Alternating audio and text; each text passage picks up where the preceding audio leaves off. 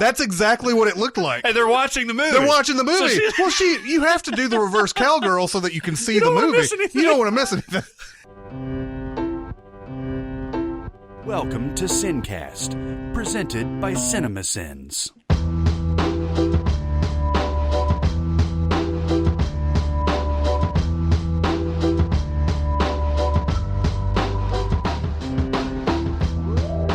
All right, everybody, welcome to the SinCast. This is Chris Atkinson from Cinemasins, joined as always by the voice of Cinemasins, Jeremy Scott. Howdy.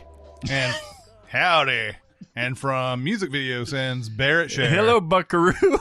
Howdy. Mm-hmm. Howdy. We're all dressed up as rootin' tootin' Westerners in here right now. I just watched a little too much Horrible Bosses 2 recently. I love how Hans Landa, whatever his name is, in that movie, he always refers to them like when they're bossing him around in the car. He's like, "Okay, pretend cowboy, tell me what to do next."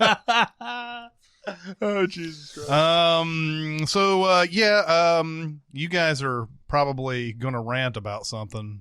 I feel like I'm taking crazy pills! I'm as mad as hell! You've never seen me very upset. Lord Jesus! Lord Jesus! So this is your chance to do that.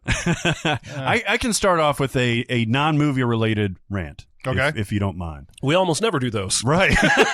There was somebody on Discord or Facebook who was like, I think that we might be getting people to tune off too soon on these podcasts because we start off with non-movie Oh, things. yeah? I saw something on SoundCloud where they were like, I love Jeremy's non-movie Yeah, I rants. saw somebody that said this could be a podcast about driving rants, and I would still listen. So I'm sure there's people on both sides. Dude, seriously, I could do a 365-day-a-year podcast on driving. He's all like hoarse by the end of it. He's like, and listen, when you switch lanes, Yes. for the love of God. Be like Andy Kaufman reading the book at the end. Oh, yeah. But you were going to rant about This something. is a general media rant. It's an interesting topic to me for some reason. So there's a site called Deadspin, which is in a kind of a cluster of sites, websites that were previously under a collective called Gizmodo or something like that. And it's like the AV Club, Jezebel blog. It's a bunch of blogs. The Onion falls under this, that kind of thing. So Deadspin has long been, probably for the last 15 years or so, has long been a site of kind of like anti-sport, kind of like subversive sport takes. Well, yeah, they don't glorify all the athletes, which is what ESPN is there for, essentially. But they're also not malcontents. They're not these guys that I hear like in a site called Barstool. Now, I don't know Barstool very well, and I know it has its fans, but it also is a little more trolly than something like Deadspin. Deadspin put a lot of thought into a great many of their articles, not all of them. Right. And the ones that they didn't put into like a ranking of like cereal by crumbs or something like that, that was intentional. And that was why I loved them. They had finally, over the course of the years, they had, in and out writers and editors and things like that. Just recently, within the last 2-3 years or so, they had solidified a diverse cast of writers and bloggers that really covered all kinds of things. There was like a tennis guy, and there was like a soccer person, and there was like a more baseball person, and that kind of thing. Then they had their general writers. They had a food guy that was Albert Bernico, who migrated into politics. You didn't go there for sports takes necessarily, but you could. They would always say, like, comment on like a famous game or something like that was just played in a different way. What happened? They've gotten sold a few times. It's a long story, but they've gotten sold to different media companies. It's Hulk Hogan's fault. It is Hulk Hogan's fault. That is the TLDR version of it. Yes. And now recently, within the last year or so, they've been purchased by a hedge fund kind of collective called GO. And GO has explicitly told their staff that they have to stick to sports, that they don't want them going off into political rants, which they do frequently, that they don't want to go off topic to where it could be murky waters or something like that. They made a lot of changes to the website itself and the revenue generation to where it'd be loud pop-up, like unclickable ads or you couldn't click past them, basically. And it made the user experience such that they were getting a lot of complaints, the editorial department was. And so one of the editors left a few months ago. And then they had the big wigs had another meeting, and they said, you have to stick to sports. Fired the editor that came out after her, Barry Pachetsky. And then something that I don't think I've ever seen before in my entire life, the entirety of the writers and the editors, the whole staff walked out on a very, very profitable website that they had essentially carte blanche to write good stuff. Go ahead. And this was right after the Trump visit to the Nationals World Series game, where there was a lot of stories about him getting booed and everything like that, and they wrote about it, and they wrote a lot. They wrote several of them about it, and they were getting that stick to sports edict then more than ever. Yeah, and then they sort of rebelled and wrote even more not sports stuff, and then that's what led to some of them were pretty humorous. Like there were a few that last day, where it was like one sentence, and in about 24 hours they all left, to the point where Geo goes out and hires some writer for hire the next day. Yeah. Dude writes a few articles. Twitter's like, what the fuck are you doing? That guy quit that day. Yeah. Now, then they posted articles for 2 or 3 days under the author tagline Deadspin, and now they haven't published anything for 6 days. And the interesting thing about this, and I was talking to Chris on about this when it was happening,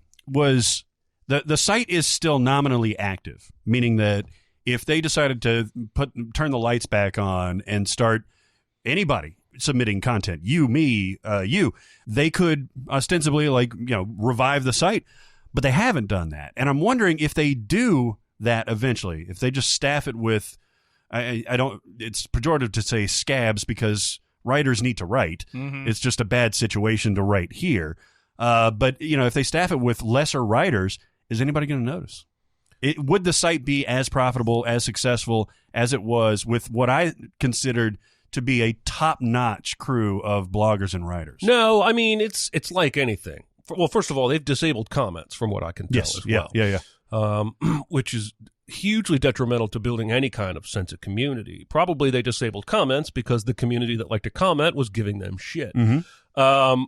Average Joe who is aware of Deadspin and reads an article every now and then is not going to know the difference. Right. But I think that site had a fairly loyal and passionate fan base to the point where they would frequently fight online with Barstool fans and go back and forth at each other.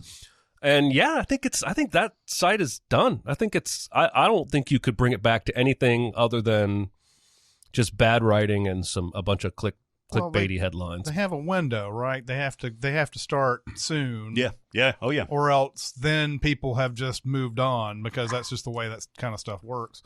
But one of the big things about the site too was not just the fact of the sticking to sports and everything.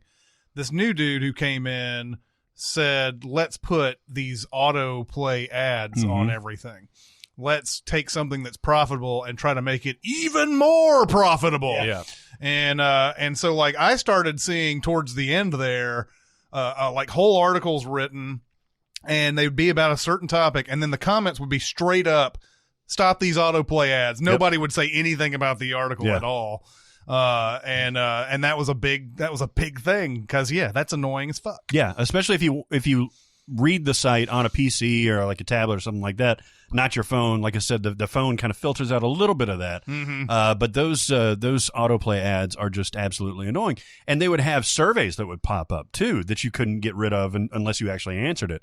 And that was the beginnings of the Megan Greenwell was the editor at that point, and she was saying, we can't have this. This is annoying our readers that have been with us for quite a few years.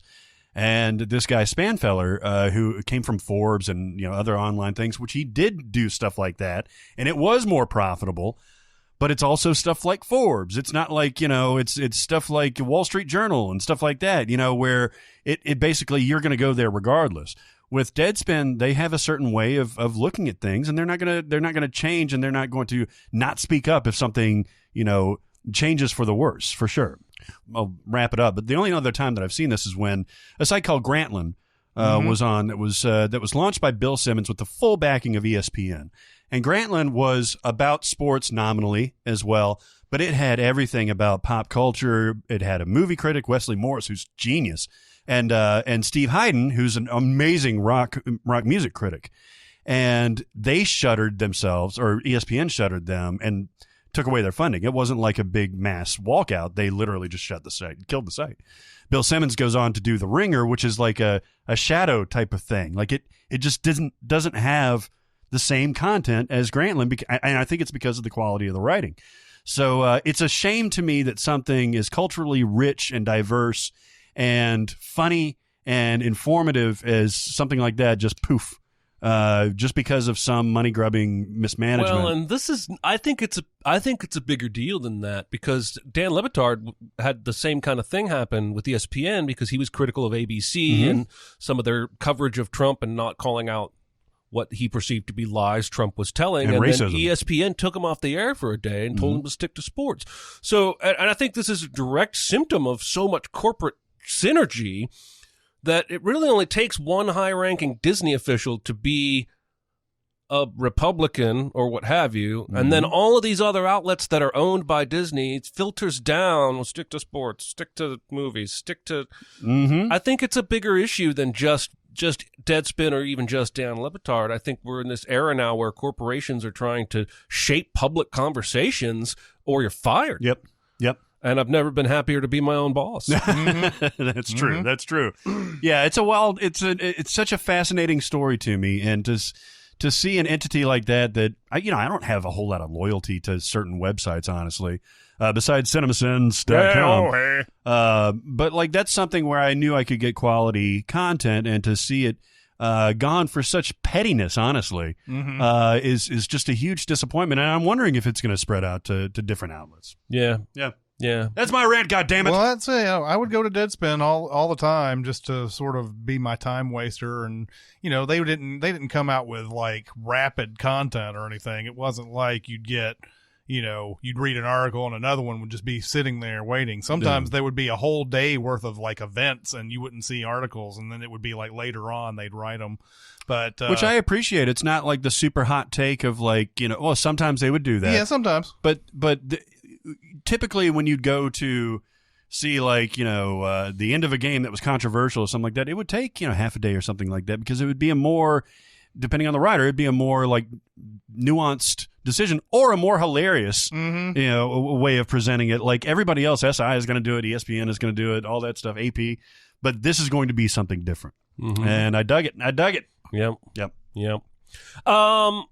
Mini rant about. Never mind. I've already been spoiled about the Mandalorian because Twitter's a bunch of dicks. Fuck. They're not even spoiling. There's a character that shows up in there and everybody's memeing this character, and it's the day of, motherfuckers. Nice. It's the day of. I didn't honestly even know Disney Plus launched today until I got up on Twitter and saw this spoiler. Oh, nice. You guys are dicks. Here's my non-movie rant, and movie fans, hang on. We're going to talk lots of movies. There you go. I'm going to talk about the movie Invincible with Marky Mark. I have can't wait feelings. to talk about that. But he has feelings. I needed a grill, a new grill. And on the 11th of October, which is more than a month ago as we record this, I bought one.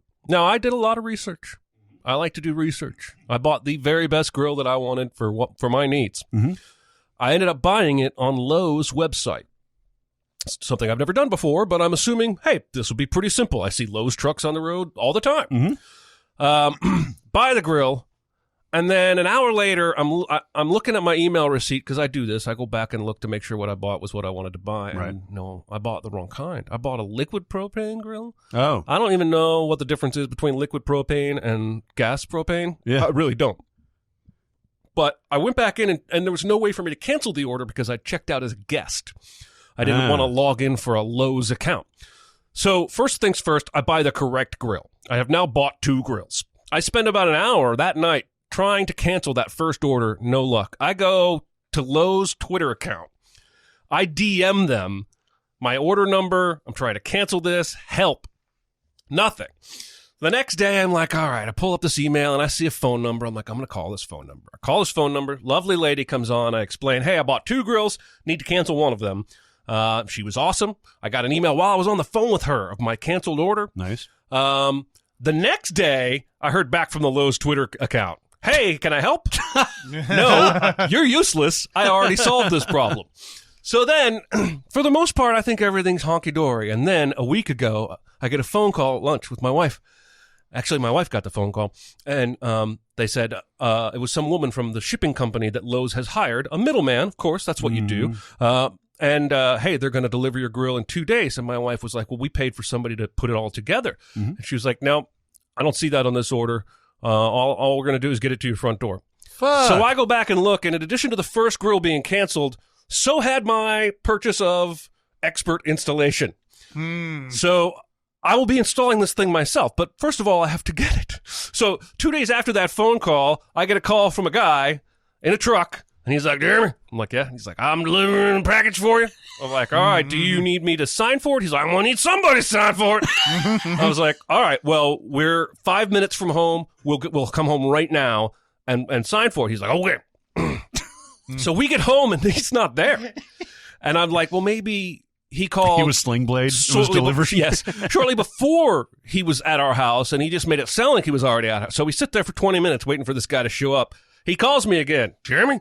You coming home or what? I'm like, we're home. I think maybe you delivered to the wrong address. What address are you supposed to deliver to? 1005 Lee Street, Murray, Alabama. Oh, shit. What? I was like, well, that's not even the right state. That's not, I'm not getting a grill today. So I call back to the Lowe's help number, and I get a guy, and he's like, all right, well, I'm going to have to call this shipping company and find out what happened. And I said, do you have my phone number so you can call me back? I'm not allowed to call you back, sir. I'm going to have to put you on hold. Holy fuck. I'm on hold for 35 minutes. This kid was nice. He comes back. He's like, the shipping company, they don't have any explanation for why it got shipped to this address in Alabama. They're apologizing profusely. It's going to be there Monday.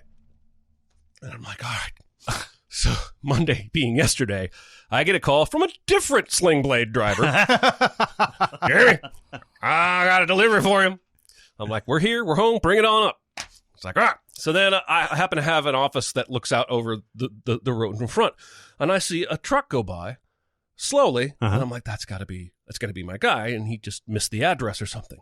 Then he calls me. He's like, I don't know how we're going to do this. Now, I have a driveway that from the road dips down a good 12 feet to where I can't even see my wife's car when she's in the dip driving home. And then it dips back up.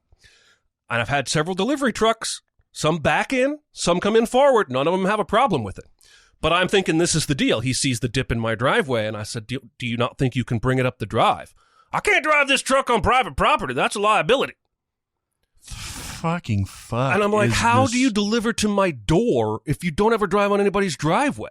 This dude parks in the middle of the fucking street. And he says, do you have a pickup? And I'm like, a pickup? No, my wife has a Jeep. Maybe it'll fit in that. I drive the Jeep up on the road. He's like, back it on up. He's bossy as fuck, by the way. Oh, Jesus Christ. So he lowers the grill, which is like 6,000 pounds. He lowers it halfway down on this thing. And then we just all push it into the back of the Jeep. And I drive it up to my house, and now it's in my garage, and I don't know what the fuck I'm going to do. That was a month-long saga of trying to get a grill. I should have just fucking walked into Lowe's 2 miles from my house and bought one in there and had them deliver. Yes. Don't ever buy from Lowe's.com. There you go. There you go. Don't it's do the it. anti-sponsor of this podcast. Oh, my God. Then they never will be now, but that's okay because they fucked me. Anyway. There's always some weird things with not always, but oftentimes there's some weird things with online ordering, right? Yeah. Like last Christmas, I tried to get these shoes for my niece and went to the website. I think it was Sperry or something like that.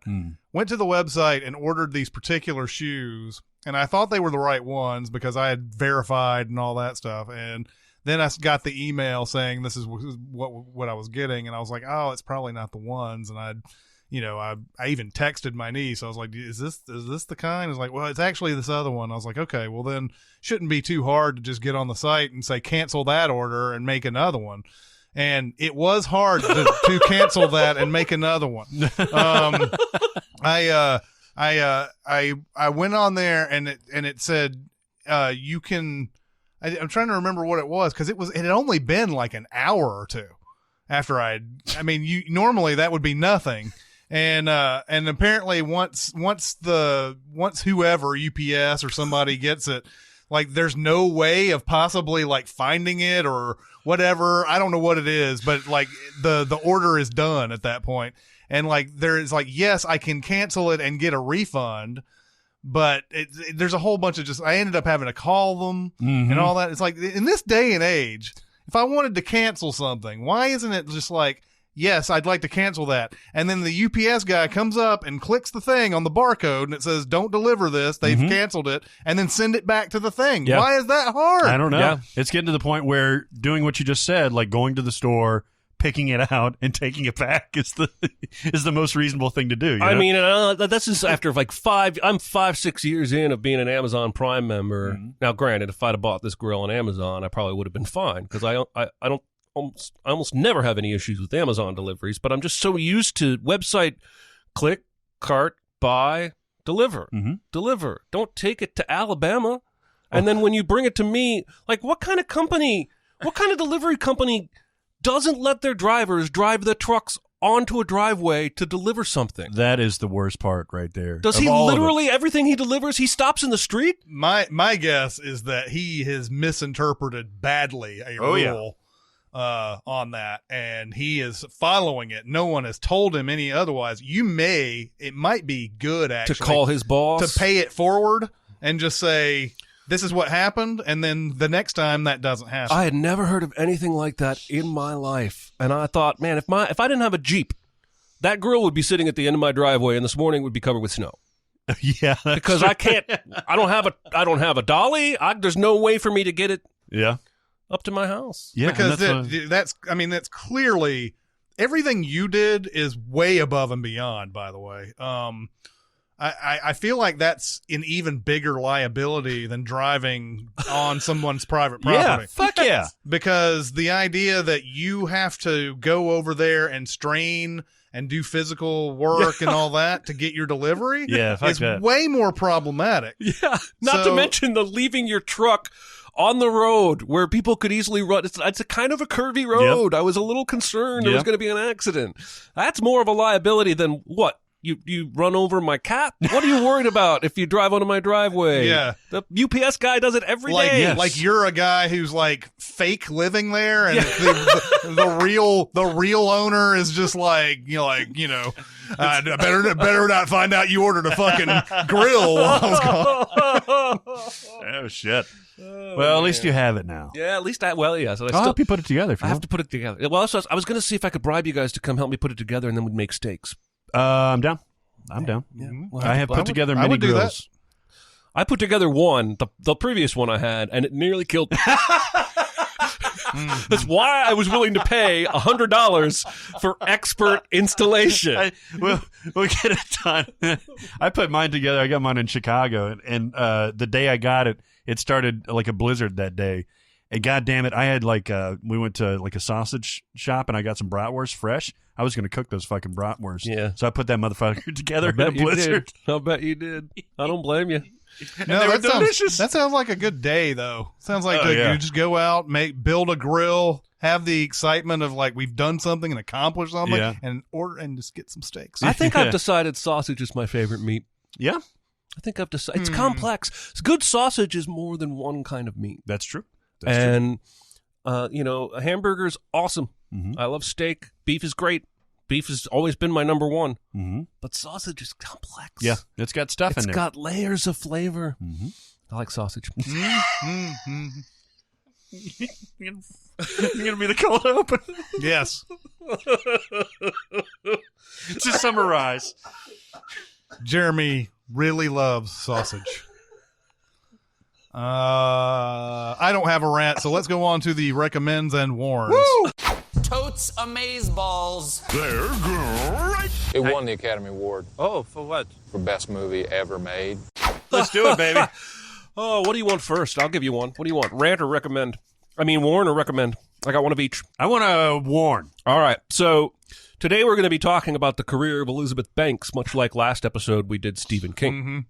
And yesterday I'm like, well, I don't really have. I had a recommend, but I didn't have either a second one, a rec a warn, a warn, or another recommend. I'm flipping channels. Fucking Invincible's coming on. Oh, yeah? This movie co-stars Elizabeth Banks. She's a barkeep, right? Yes. She's a barkeep. Yes.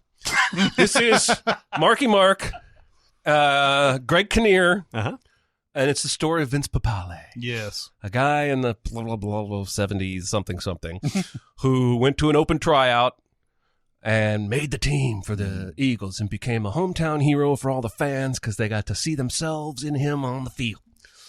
And this movie is bad. It's... I would watch Necessary Roughness 6 times before I watch this movie again.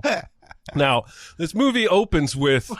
They play a lot of street ball. Yeah, right. They're in the football. Sandlot, right? Yeah. Yeah, they're in the mud lot or The whatever. mud lot, yeah. The same one. It's in the old neighborhood. And Marky Mark, he's the best. Yep. He's the best of the best. In fact, the movie opens with a game, and he's not even there yet. His friend's team are getting their asses kicked. And then he shows up, and the other team tries to keep him from joining because he's so good. He's going to change the tide of the game. Aren't his friends Giants fans or something like that? Elizabeth Banks is a Giants fan. Elizabeth Banks is. Which it turns out later, because I actually did some research after watching this movie, that's fictionalized. Of course it is. She wasn't a Giants fan. She wasn't even a bartender. So Marky Mark's the best neighborhood football player ever. And then Dick Vermeil comes to town. The Eagles have sucked the last 3 or 4 years. The owner is tired. He's hired college whiz kid coach Dick Vermeil. This is a real person, by the way. Greg Kinnear's pretty good in this movie. And he comes in and he makes this bold proclamation. We're going to do open tryouts.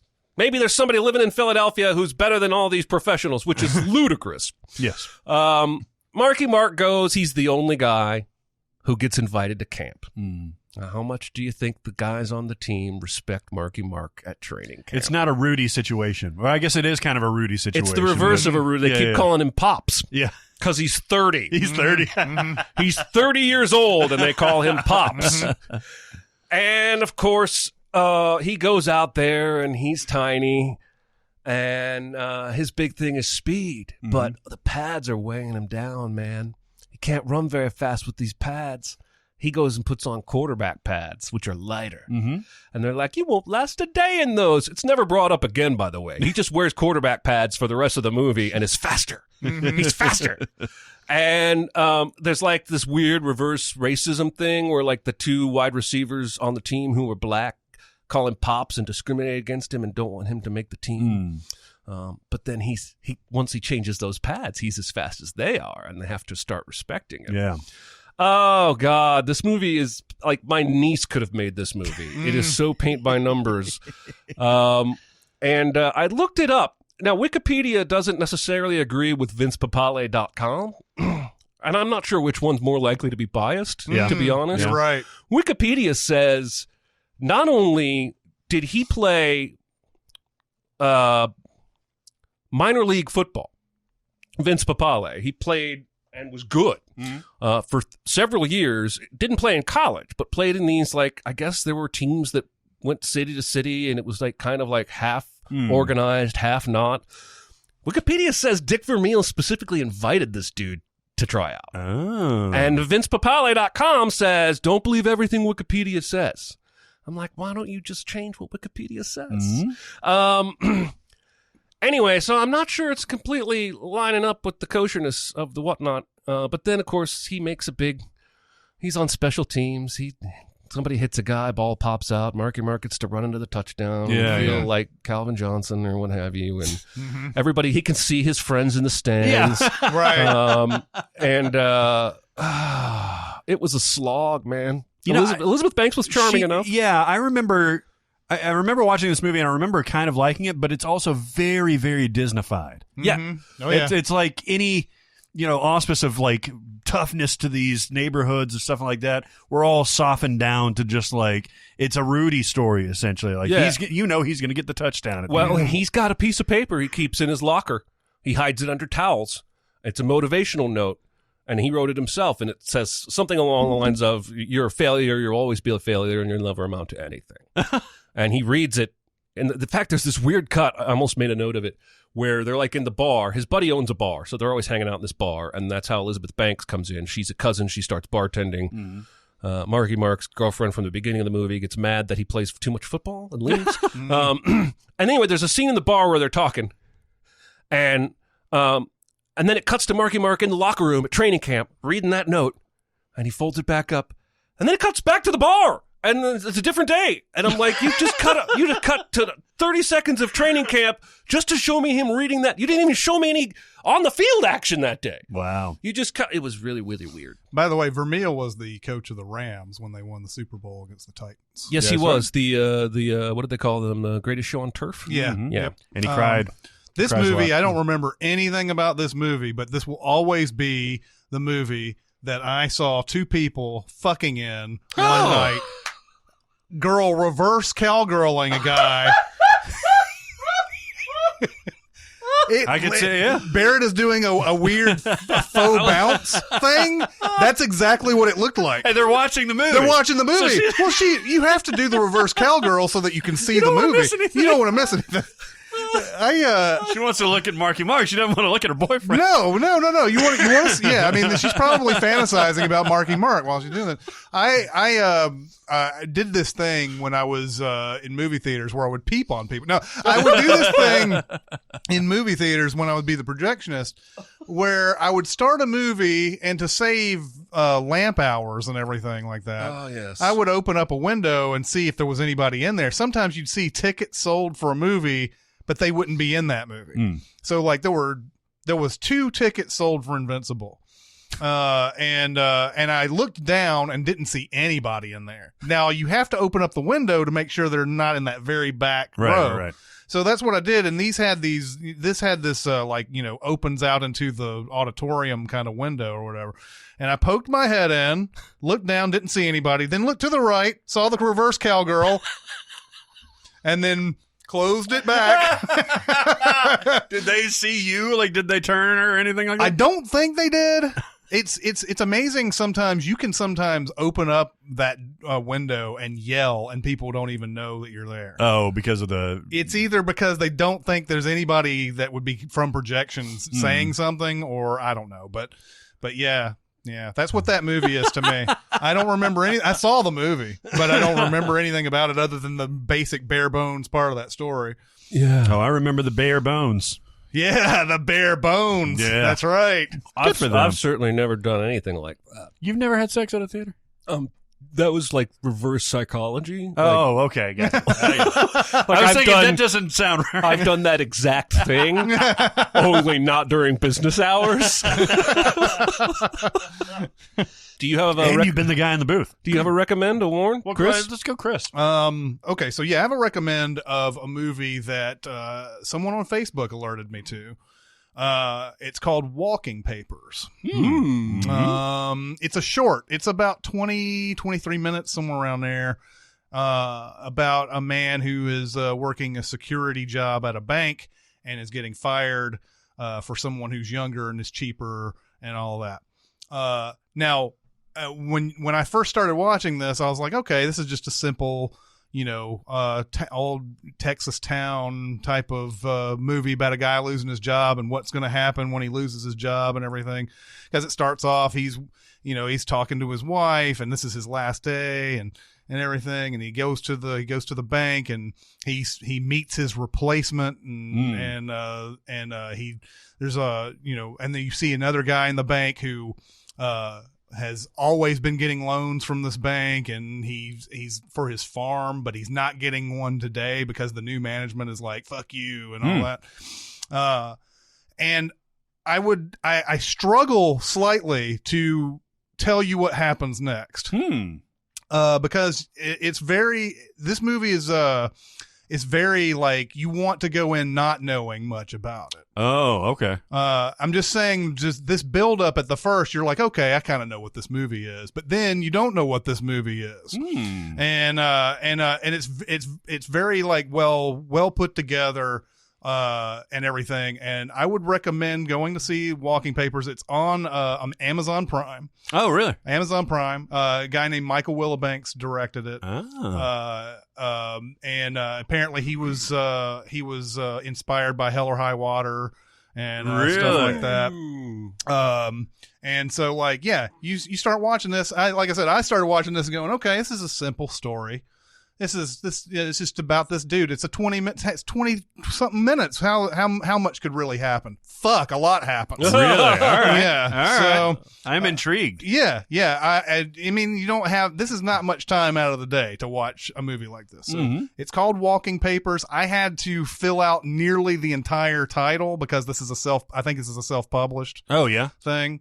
I nearly had to put in the full title before Amazon knew what I was talking about because, you start putting in WAL. They're like, Walking Dead? Walking Tall? You Walking Tall? Walking Tall. Don't watch that. There's Don't two watch of them. either one of them. There's two of them. Actually, I think they made like 3 or 4 of the Joe Don Baker ones, and then they... Yeah, they did. There was a whole series back in Joe Don Baker Day. And then I came this close yesterday to watching Scorpion King 3. what? Fuck. Who's in that? A bunch of wrestlers that aren't The Rock. By the way, speaking of which, I can't remember which mummy it is. It's either The Mummy or The Mummy Returns. Has that Rock sort of cameo, like CGI fucked up weirdness. Mummy the Returns. second one, Yeah. And YouTube channel Corridor Digital took that scene and like redid the effects on their own. They made it good? Yeah, they made it to where like they used more of a deep fake type of thing for Okay. The Rock's face on top of the thing. Okay. And what's really interesting about those Corridor Digital things is that they'll say this is what's kind of wrong with this. Like notice this, they'll show you exactly why. They did this thing on Gemini Man where they said most of the effects are pretty good with Gemini Man, but like anytime you see somebody like smile with their upper lip or something like that, move their upper lip independently of anything else, that's a dead giveaway that they just fucked something up because nobody can independently move their upper lip that way.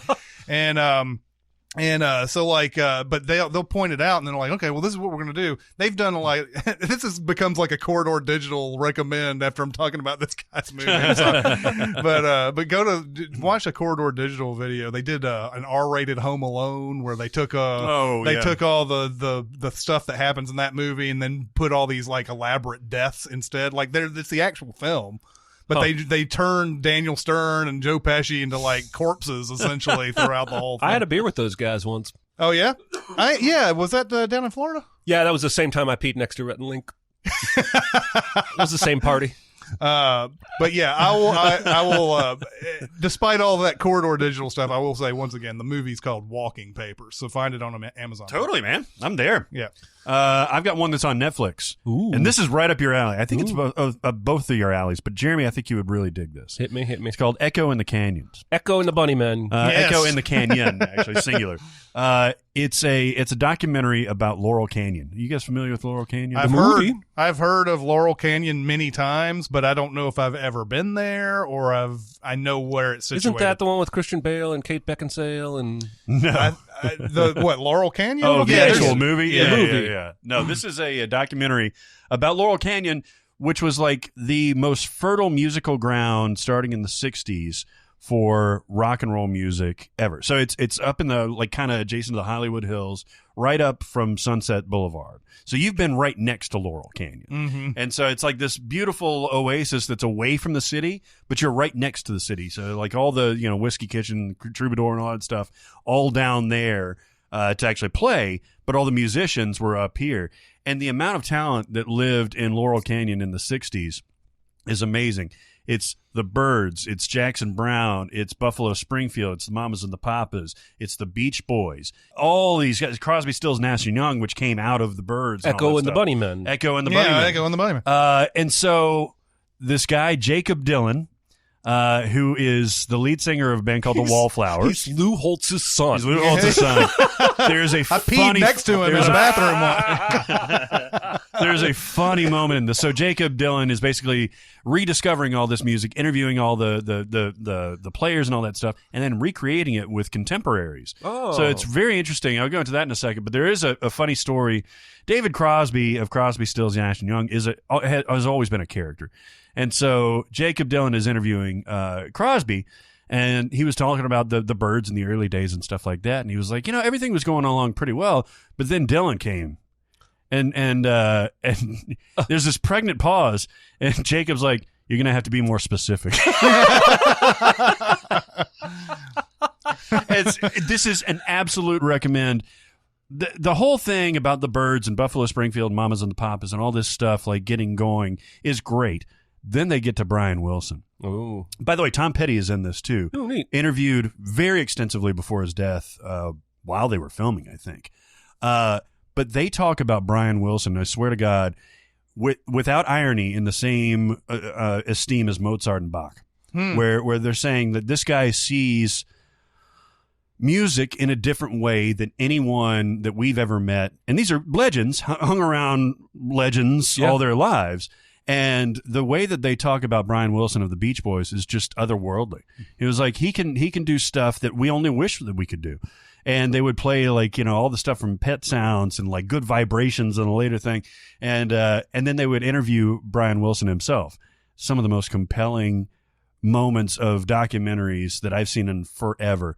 Brian Wilson, we could do a whole podcast on his whole story, but he is not always in the best frame of mind. He's been diagnosed with schizoaffective disorder, bipolar disorder, and just presents as having some sort of cognitive issue in the way that he speaks and the way that he kind of communicates and that kind of thing.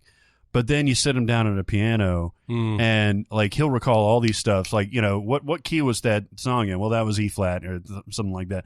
Like, he's just rattling these things off. He's like, I recorded this section of this song in this studio, this section of this song in another studio because they had this sort of sound. And it's unbelievable. The guy's genius is unparalleled. And I knew this conceptually.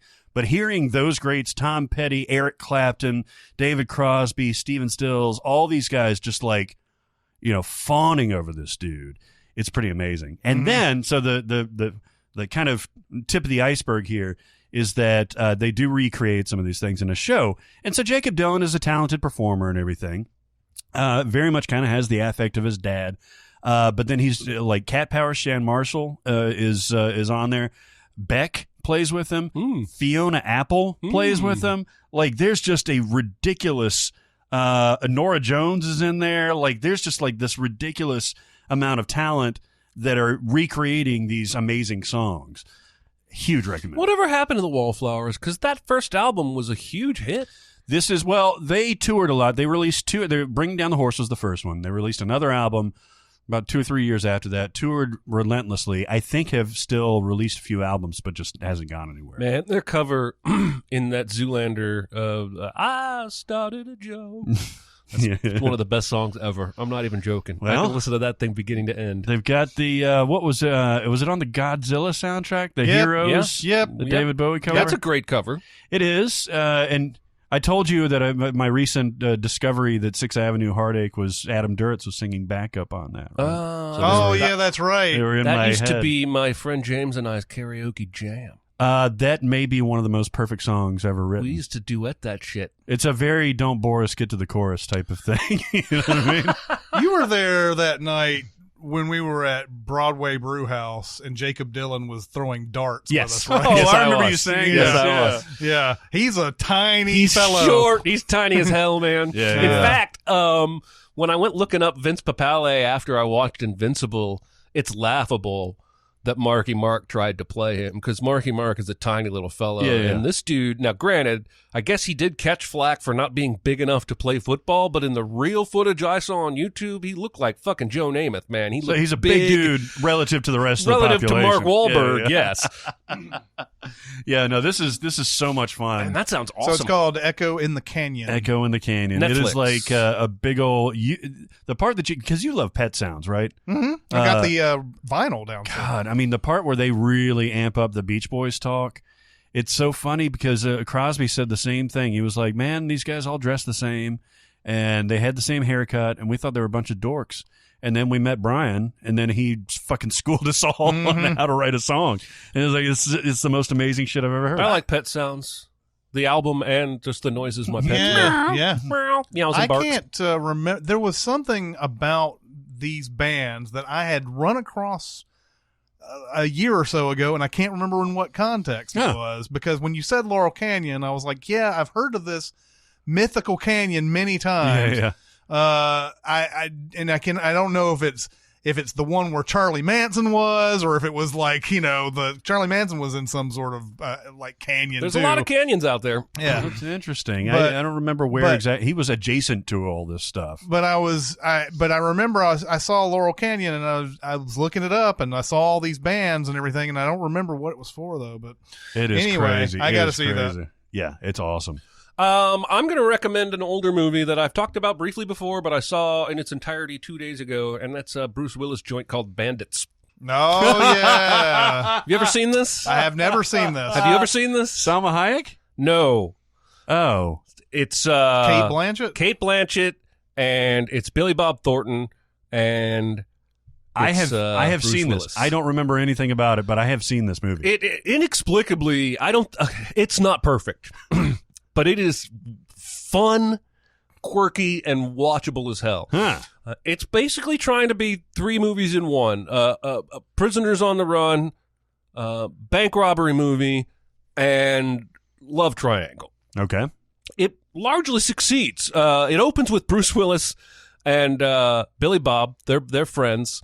And this is a fun Billy Bob because, Billy Bob, you can get Billy Bob a bunch of different ways. Yes. You can get him in Sling Blade. You can get Pushing Tin Billy Bob, who's like intimidating and tough. This is nebbish, bookish, nerdy Billy I like Bob. this Billy Bob. That's a good Billy Bob. And like Simple Plan Billy Bob. Yeah. Yes, only not, he's smarter, but yes. That's definitely the same vein of Billy Bob. So they break out of prison, and they end up escaping the cops that are chasing them, and they end up at this house. They break in. There's a couple teenagers making out, and they just stay there for like a day or two. They treat the kids nice, and then they take their car, and they go out, and then they rob a bank. I guess it's just what you do. They become the sleepover bandits because Billy Bob's genius idea, and it is pretty smart, is to figure out who the bank manager is and go to their house the night before and spend the night there at their house, usually have dinner with them, and then go to the bank in the morning with the bank manager. They unlock the vault, take the money, and go. Okay. So their scheme is they rob a bank, they split the money, they split up for 2 weeks, they have a rendezvous point, they come back together. And they've got this stunt driver friend of Bruce Willis's. I can't think of the actor's name, but you've seen him. And he's basically their getaway driver. Well, during their first split apart, Billy Bob Thornton gets out of his car because he's neurotic. And then as he's on his way back to his car, he sees the cops are there. So he starts going on foot. And then Kate Blanchett, who's just now leaving her husband, and crying while singing Total Eclipse of the Heart, runs into him. Now, if you only watch this movie to watch Kate Blanchett sing along to Total Eclipse of the Heart, it's worth it. She's driving. Okay, so her first scene is, I need a hero. This movie loves 80s music. She's cooking. Bonnie Tyler. She's using wine. She's dancing around the kitchen. I need a hero. She's bopping and boo-bopping, and then her husband comes home. And she's like, I made dinner. He's like, I've got work plans. I thought I told you. And he leaves. And she's like, I've had enough of this shit. I'm the underutilized wife. I'm not appreciated. I'm leaving. She gets in the car, probably drunk on the wine, and Total Eclipse of the Heart comes on. And she's singing along, and no one has ever felt the lyrics of a song more than this character feels Total Eclipse of the Heart. And when it gets to that part of the song where the song is, I really need you tonight, she hits the steering wheel with each syllable, I really need you tonight, just to emphasize how distraught she is. She runs into Billy Bob with the car. Oh, shit. Feels bad for him, takes care of him, ends up coming along with him to the rendezvous. Bruce Willis is all like, why the fuck did you bring her here? And then this is where the love triangle complicates because the only sleeping arrangements end up being, somehow, her and Bruce Willis sharing a bed with a sheet between them. Oh, okay. And then she's talking to herself about how bad her life is. Like, nothing I can do. Always falling apart. And then he starts quoting Total Eclipse of the Heart lyrics back to her. And they have this connection, right? And then Billy Bob is, of course, like, oh, he gets all the women. I never get any women, yada, yada. So now she's part of the crew. And I don't really want to spoil much more of the movie, although there is a great moment where they're getting away from a bank robbery. They're in 2 separate cars. and they've lost each other. And then they find each other, and they're all excited, so they pull up alongside each other, and they're honking their horns and whatnot, and a truck shows up out of nowhere, and there's this big wreck, and the car that Billy Bob and Bruce Willis is in goes tumbling into this field. Billy Bob gets out of the car going, I don't even think we should be moving around right now. Like, it's a serious accident. And Bruce Willis walks up to him, and he keeps going, I don't think we should be moving right now. We should not be moving. It's that kind of Billy Bob performance. And then it ends with this big heist. They end up going on a True Criminals type show with Donnie Deutsch plays the host of the show. And they're going to pull off one last heist, but they got to clear Cate Blanchett's name because she's a missing person and they don't want her going to jail and yada. And it all works out fine. But it's fun. Mostly Billy Bob bickering with Bruce Willis, and then Cate Blanchett's just insane turn as this screw loose housewife. I love me some Cate Blanchett with the screw loose. And like she ultimately, Jasmine, like that kind of. She's they awesome. ultimately like, hey, you have to choose between the two of us, and she's like, what if I don't want to? There you go. What if I want both of you? Okay. And that's kind of how it goes. All right. Really, really enjoyable. Nice. I haven't seen it in years, but good stuff. This is surprising that it's got a 6.5 on the IMDb, which is higher than I would have thought, because I remember when this came out, it got savaged. Yeah. Barry Levinson directed this. Wow, I did not realize I had that. no idea. What year is this? 2001. Oh. And his son Sam Levinson, who did Euphoria, is in this movie. Oh, who does he play? He plays Billy Saunders. Okay, so not Harvey. I don't know. He must just be Is he the husband? No, he's the kid that they catch fucking in the house in the beginning. they take his car. That's pretty funny. Nice. Anyway, I've seen it before. I've seen it a few times. I've always liked it. This time I was like, I need to recommend that movie. It's a good time. All right. There I'm you going go. to check it out. There you go. I like these recommends so far. This is good stuff. Yeah. I also have a movie that I've had seen and have already, mentioned before on the podcast, but it was on the other day and I was doing some things and I was just struck at like how good it was, man. Crazy Stupid Love. Yeah. Ryan Reynolds? No, Ryan Gosling. Ryan Gosling and Steve Carell and Julianne Moore, Emma Stone, of course, because it's a Ryan Gosling movie. Yep. But I always liked Crazy Stupid Love. I always liked this. It was one of the rare like romantic comedies that just somehow, some way was just a little bit better than others, mainly because I think it doesn't put Gosling and Stone as this couple that has to be together and that they're trying to get out of some bad relationship. Emma Stone kind of is, but like it's with Josh Groban. And He's hilarious in this. He is. But like but it's not one of those things where, these two people, if they could only just meet each other and then, they don't have this whole like hate each other, then they date, and then something happens where they break up, and then the third act happens and all that. So it doesn't follow that model, and it's more about this whole group of people, family. Steve Carell is married to Julianne Moore. Julianne Moore cheats on him with Kevin Bacon. Yep. So it's sort of torn them apart, and they're separated. And he's trying to get back on the horse essentially, and he finds himself at this bar and he sees Gosling just tearing through all sorts of just like beautiful women, just like and he starts talking to him and like trying to figure out how maybe I can do this and everything. I think Gosling's playbook is essentially like The Game, the Neil Strauss The Game and everything. Maybe a little bit more simplified because he's Ryan Gosling, and Step one: look like Ryan Gosling. Right. Yeah. And so he sort of he takes Carell under his wing, and he's like, this is how you need to talk to women and everything. But there's all these multiple stories going on all at once. Emma Stone is I don't know if she's a lawyer or something like that. Who is dating Josh Groban, and she's expecting to be asked to marry him any day now. So there's that. And then you have Julianne Moore and Steve Carell's thing. Then their kids are into stuff. Like his son really likes this Annalie Tipton girl who lives wherever, a few blocks away. The babysitter. There right? he is, the babysitter.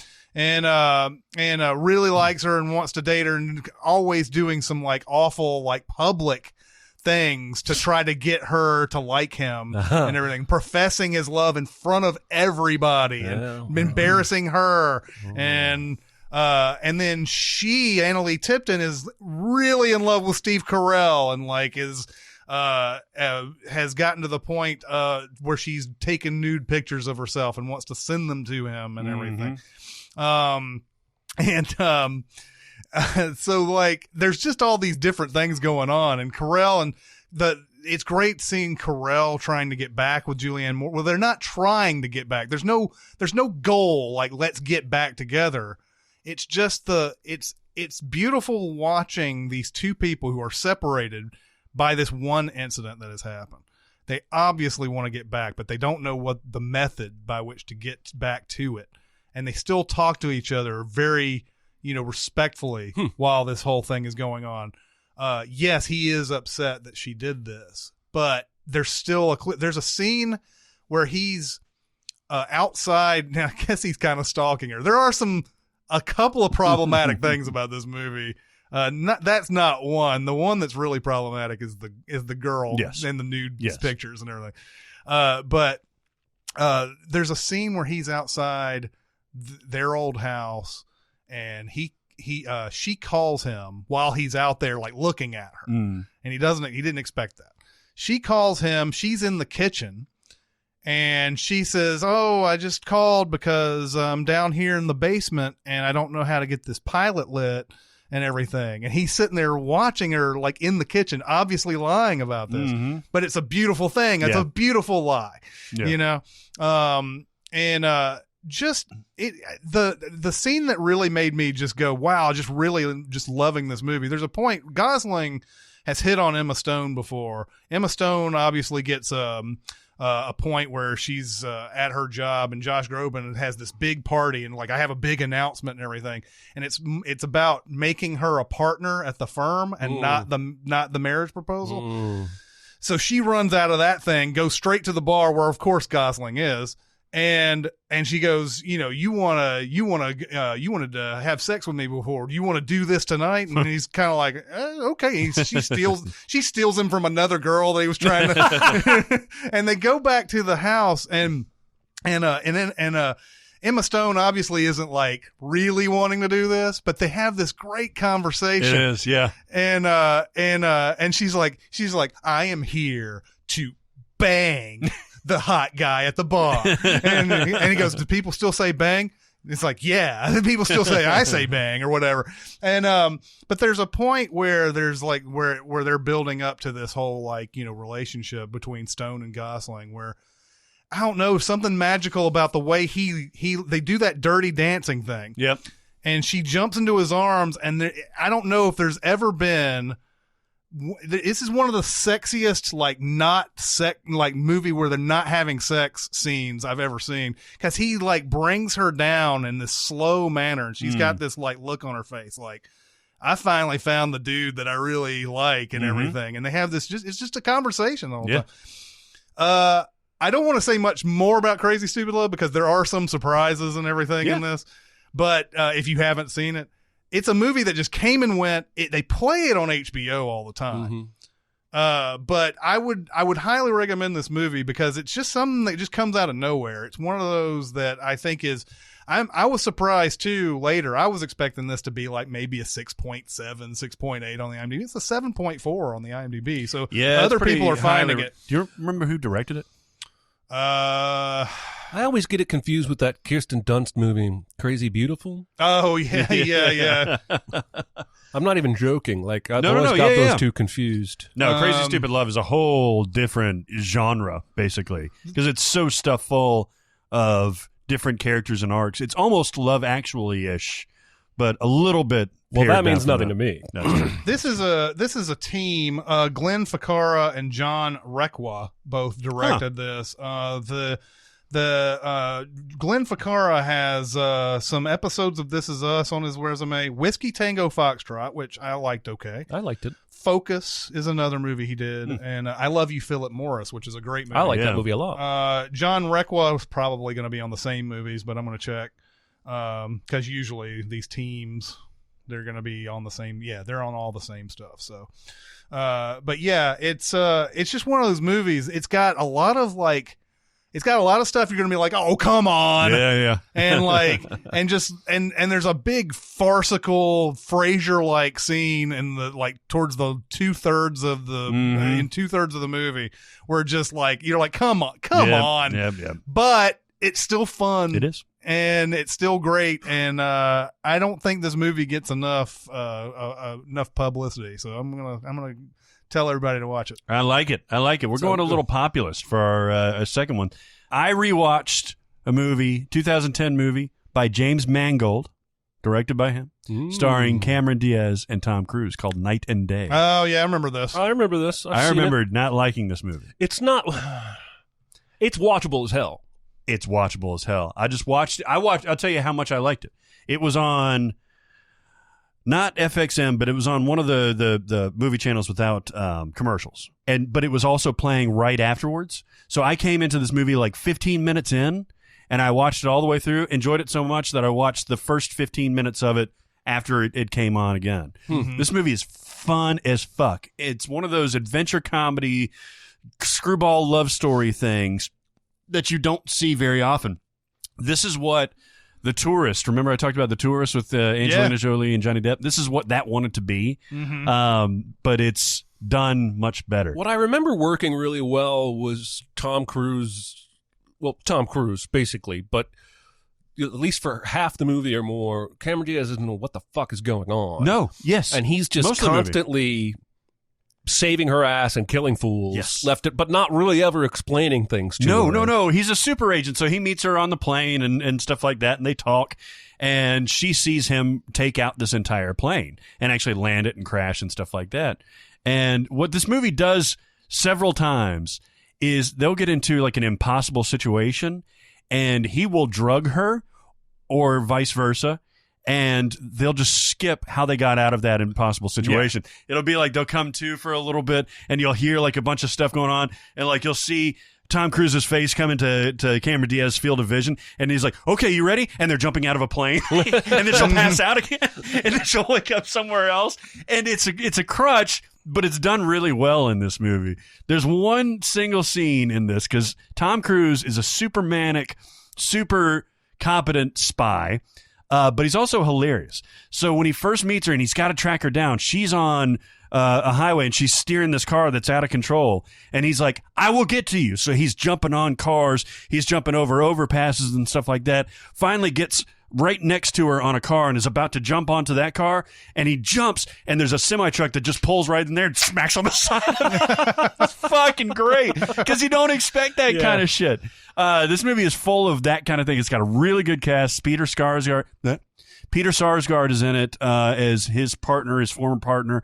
Viola Davis is in there. Sutton Paul Dano is in this as the kind of code cracker breaker guy. Buffy's boyfriend is in this too, right? Yeah, Mark Blucas. Yeah, Mark Blucas. He's the firefighter that Cameron Diaz is supposed to marry, and so Tom Cruise gets in there. He's like, boy, I've been looking for you all day. And he's talking up Mark Blucas because he's trying to make him feel good and everything.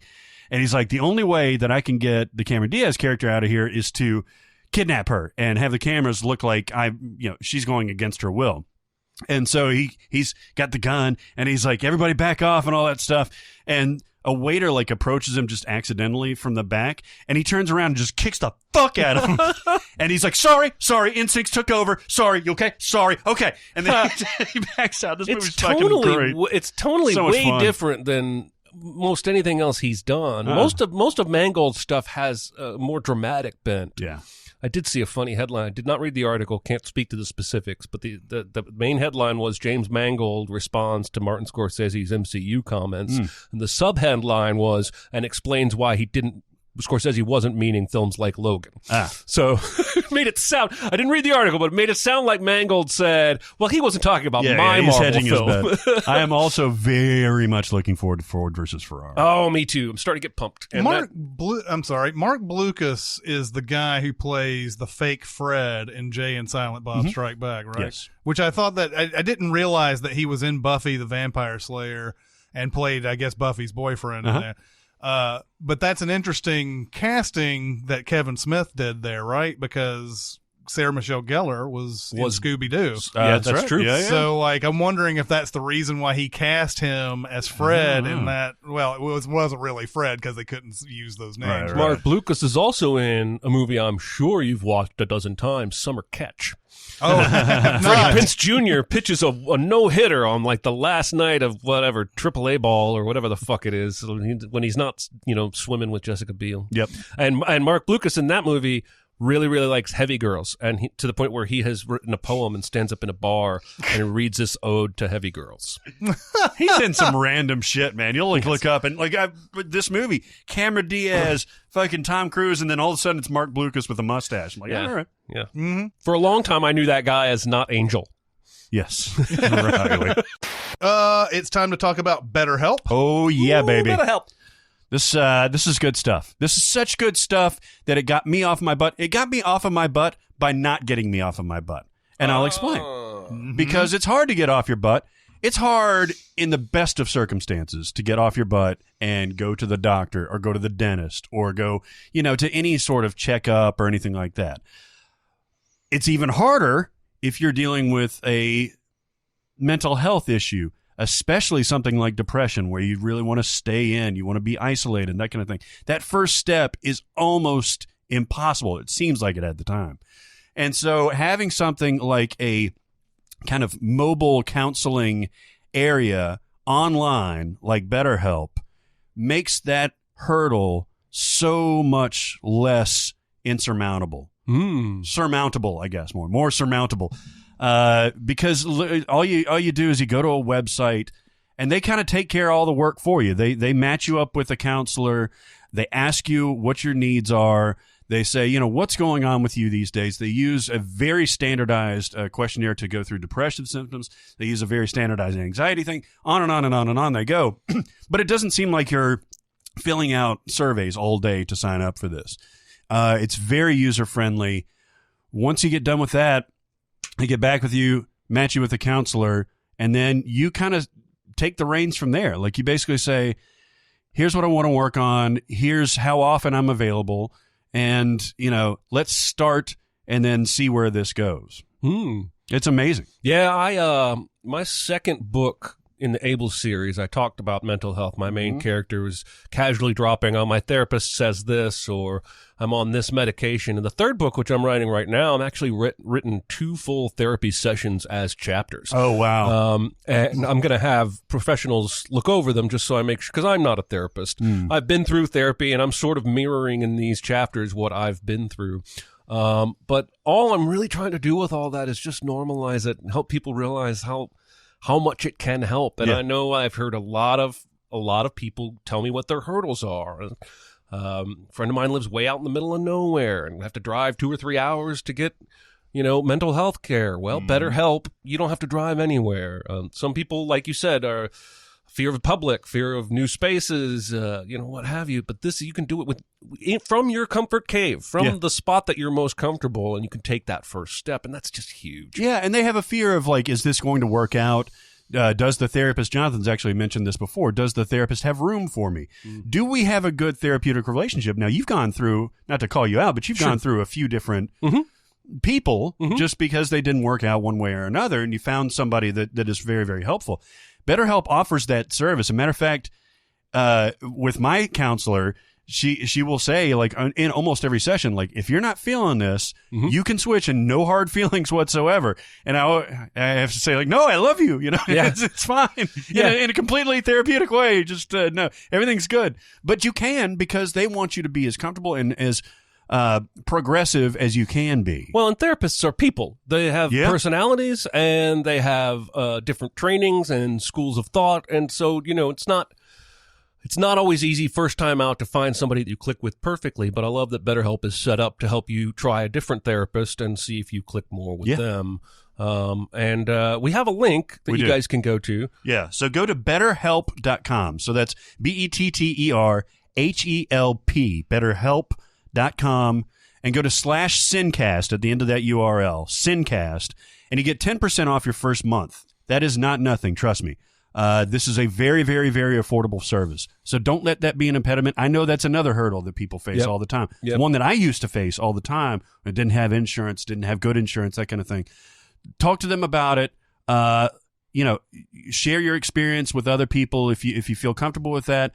We've had an excellent experience with this. We've heard from a lot of people that have had a good experience with it. So this is something that we really, really want to get out there. BetterHelp.com/SinCast. Do it. If you need it, do it. Okay, so we're gonna get to our main topic. Last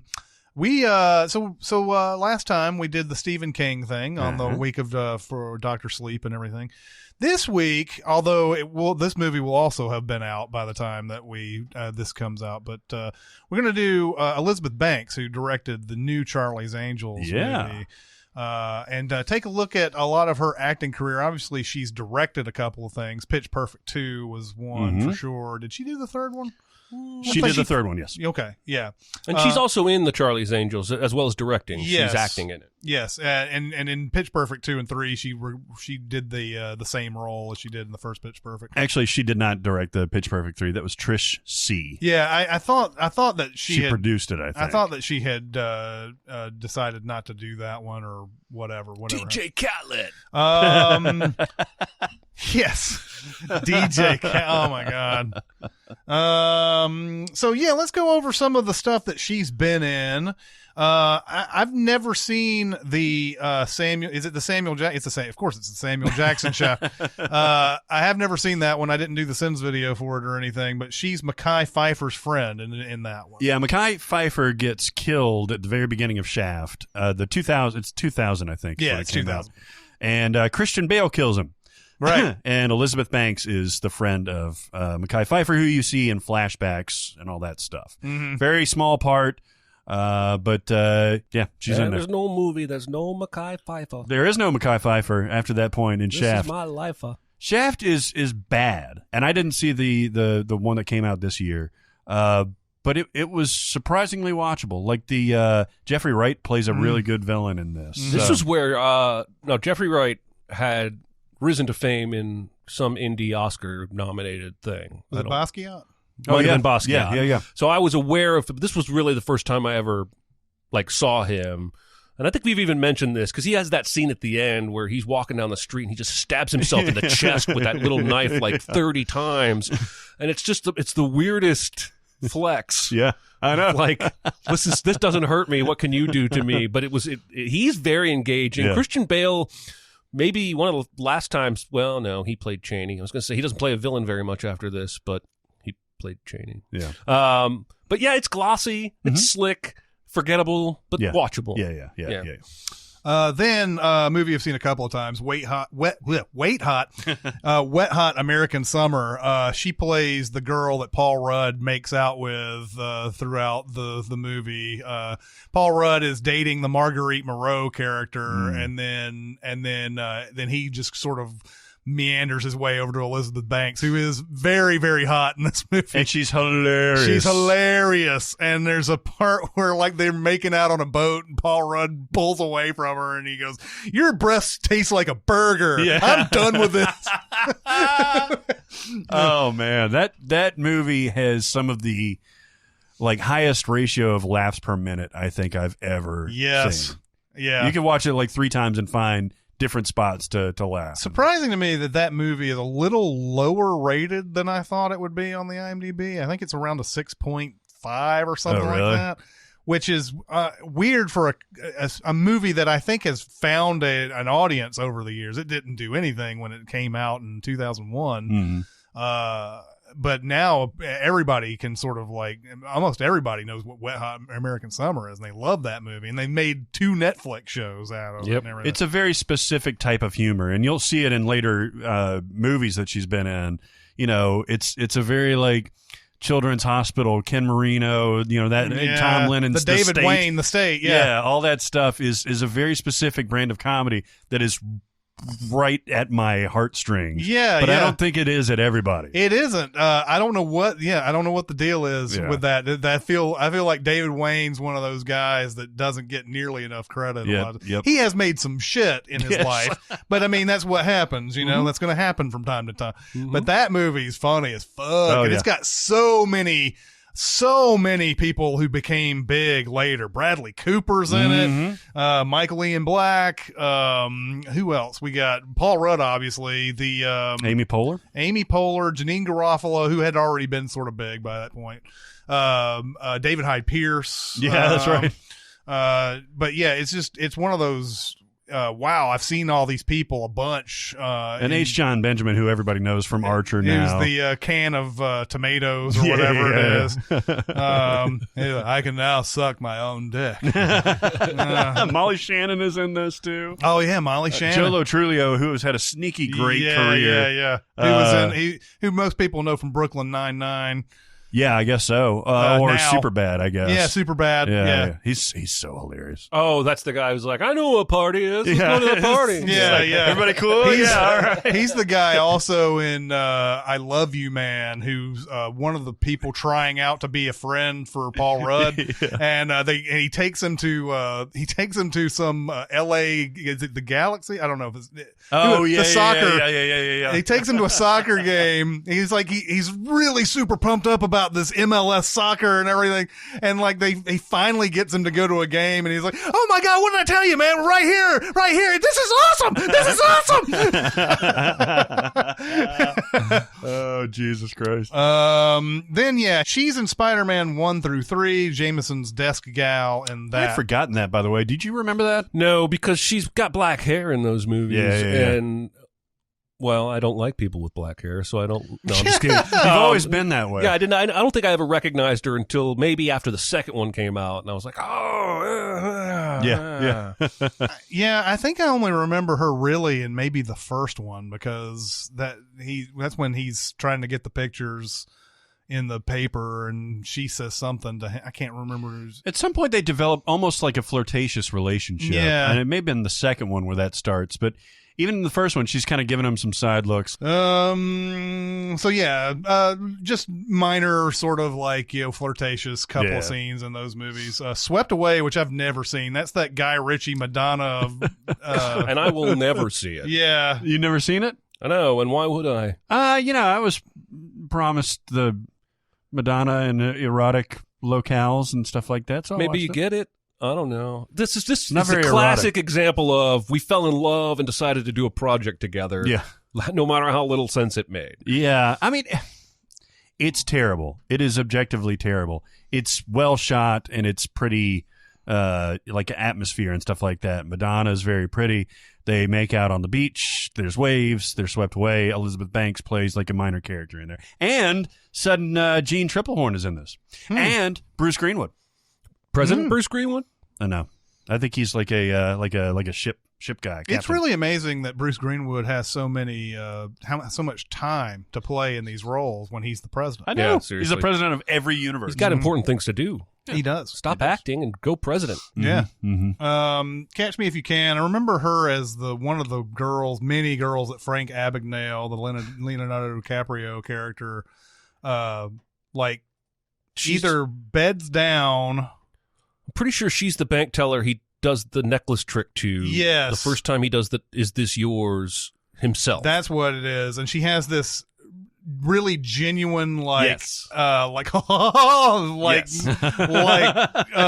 It's in the trailer, I think, even. It's memorable just because of her reaction to that trick and everything. But that's really her only scene. It is, yeah. The movie's full of girls that would be more famous later in small roles. Jennifer Garner, Ellen Pompeo, Amy Adams. Yeah, that's crazy, man. Yeah, Jennifer Garner has a whole she's like a high priced hooker. Yeah. In it, and has this one long scene where she's like seducing him, and he keeps throwing a number out there, and she keeps throwing like money or something at it. She says, "Go fish." She's got a deck of cards. And then in the morning, he's like, "This is the best date I've ever had." Yeah, I want to watch that movie again right now. Catch Me If You Can is so good. Catch Me If You Can is one of the best. Seabiscuit. Oh wow, she's like her and Toby again. Yeah, it's her and Toby. But is she a love interest in this? Yeah, I believe so. I haven't seen Seabiscuit. She is. I think the daughter of Jeff Bridges. She is in that. Well, whoever's this movie and Secretariat and all of the modern horse movies completely run together for me. Chris Cooper's in one of them. He's in this one. Right? Yeah, he's in this one. This one has the best cast. It's Jeff Bridges, Chris Cooper, William H. Macy, and Toby and he's blind in one eye. I think Seabiscuit is head and shoulders above all the other horse movies. It's still a horse movie. Yeah, it's Gary Ross who did Pleasantville who did this one. Yes. Well, he just watched Pleasantville recently. He liked working with Toby. Huh? He did. The Trade. I have never seen this. Ooh. Do you guys know about anything about it? Sounds stock markety. Yeah, it is. Yes, it is about stock markets. It's 2003. It's either that or it's a baseball movie. Yeah. It's the sequel to that Kevin Costner bullshit. There's a sequel to that Albert Brooks, The Scout. Yes. The Trade. An up-and-coming trader must choose between the seduction of Wall Street and a return home to the woman and family he loves. It's got Eddie Mills, James Reborn, and that's it. Sounds like there's a reason we've never seen it. Yeah, Sexual Life. What? Yeah, I've never seen this one either. But this is the guy who did He's Just Not That Into You. Oh yeah, Ken Kwapis. But what's the rating? Because if a movie called Sexual Life is rated PG-13, you screwed up.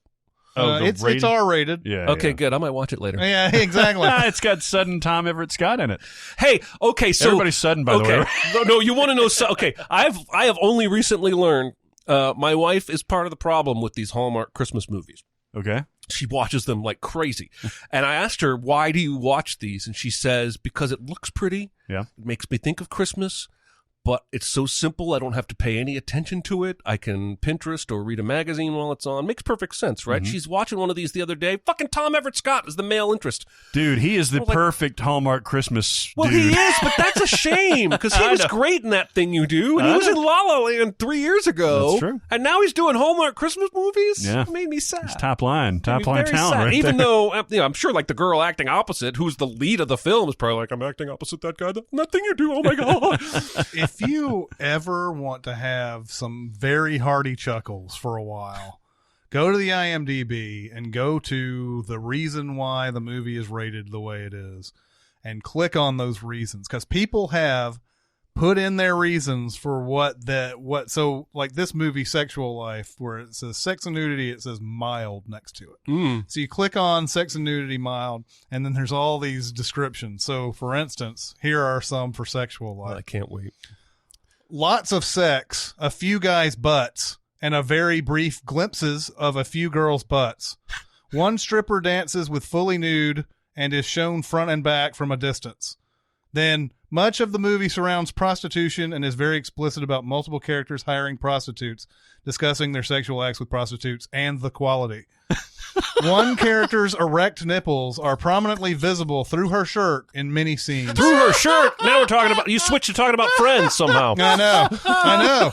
A man discusses his marriage to another man. That's it. Oh my God. It's the sex and nudity I portion. have never even explored that section. I found this about a week ago because you talked about Wrong Turn, and I went through I was going through all these wrong turns, and I was like, damn, all of these are like super rated R for some reason. And it said sex and nudity is very strong or whatever. I was like, well, oh, okay. I didn't even know it was clickable. I just thought it just told you how bad it was. Yeah. But you can click on it and it tells you like, yes, there's a scene where a girl goes to a river and she takes her clothes off. And then you're like, oh, okay. It tells me everything I need to know. She penetrates her guy with her erect nipple. Right. That's amazing. Through erect her shirt. nipples. Who calls them erect? Who calls nipples erect? Give me a break. These assholes do. Oh my God. That is great. A movie called Heights that Barrett thinks that maybe I've seen, but I have not seen this. This is interesting. It's a New York like Heights type of thing, not the Heights that was the no, not the Lin-Manuel. It was also a short-lived Fox TV show too. You don't remember The Heights? Isn't that do like you talk to an angel? I thought that was an MTV show, The Hills. No, it was The on- Heights. The Heights in the Hills. The cast of Heights, not The Heights. It's Merchant Ivory, by the way. It's Glenn Close, Elizabeth Banks, who plays her daughter, James Marsden, Rufus Wainwright, Dennis O'Hare. So it's got some good people in there. Tom Lennon is in there, Jim Parsons. Okay. I don't know this one either. And then The Sisters. I don't know this one. It's inspired by Anton Chekhov's play Three Sisters. Oh. And then a movie I've heard of, but I've never seen, called The Baxter. Now, this one is right up your alley. This is a discount Wet Hot American Summer. Oh, yeah. Michael Showalter. It's got everybody from that. It's also got Michelle Williams, Justin Theroux, Michael Ian Black, Peter Dinklage is like her wedding planner or something like that. Paul Rudd is in this one as like a spurned lover. Joe Lo Truglio is in this too. I want to see this now. Ken Marino. It's about, so a guy who is a Baxter is like the cooler. So I think it's Ken Marino. Michael Showalter is the Baxter. He's a guy that women leave to get with the, quote, leading man. You know what? There's a possibility I saw this late night on cable once or something, because it's so familiar to me, but I don't remember much about it. Well, that's what he fears. He's together with Michelle Williams, but he really loves Elizabeth Banks. But he thinks Michelle Williams is going to leave him for Justin Theroux. Which she would. She should, yeah. But that's kind of like the whole shenanigans that happen. This movie is funny. It's not nearly as funny as it should be, though. Everybody is doing their thing. It's like it's a much better version of that thing, the road trip one that I was talking to you about the other day, the Thomas Middleditch and T.J. Miller. Yeah, and all yeah, those that guys. one. It's everybody's set up for greatness here, and it's funny, but it's not like top level funny. All right. The 40-year-old virgin, where she plays the that chick that works in the store, Horny bookstore. Yeah, that Carell goes up to, and Seth Rogen tells him to go up and act like David Caruso from Jade, and just ask questions and never answer them. It's funny. The 40-year-old virgin, Rogen telling Carell what to do here mirrors a lot of what Carell does in Crazy Stupid Love later with Marissa Tomei. Yeah. Trying to do that, like when they tell you something simple to like in Crazy Stupid Love, Gosling tells Carell, don't talk about yourself. And so he goes up to Tomei and starts talking to her, and she goes, oh, what do you do? And he goes, nope. What do you do? And she goes, are you really not going to tell me? And he's like, okay, well, I'm a teacher. Boring. Just takes the advice. God. But this actually, in this one, it works because she keeps on, is there anything I can help you with? And goes, I don't know. Is there something that yeah. And just keeps asking her questions, and then actually gets her all the way back to her apartment at some point. Sets It's up like one of the funniest scenes in the movie. It is, but it's like way later in the movie. Like he talks to her in the bookstore, and then he's dating what's her name for a good weeks, whatever, however many dates where they're not doing it. Then they have their fight thing, and that's where he ends up going back to Elizabeth Banks, and she's a freak. Yeah, She is a freak. Rogen is digging it. Gets in the tub and starts doing all this crazy shit, and like Rogen, like everybody leaves. Rogen goes in, and she doesn't bat an eye. He goes, hey, it's like, she's like, hey. And then Romany Malco later is like, yeah, I hit that 3 months ago.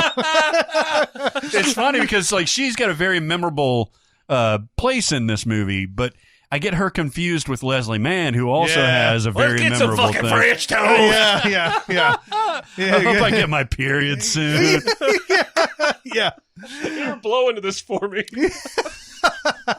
Yeah, Leslie Mann has just the big, awesome, like one-off scene. Yes. And then Banks has like the couple. Yeah, of the Apatow movies. By the way, I've started to really, really like, probably because I've moved towards 40, but I've really started to like This Is 40 a lot better. Mm-hmm. But of the Apatow like run there in the mid 2000s to late 2000s, I think 40-Year-Old Virgin is the rewatchable list. Mm-hmm. That and Knocked Up.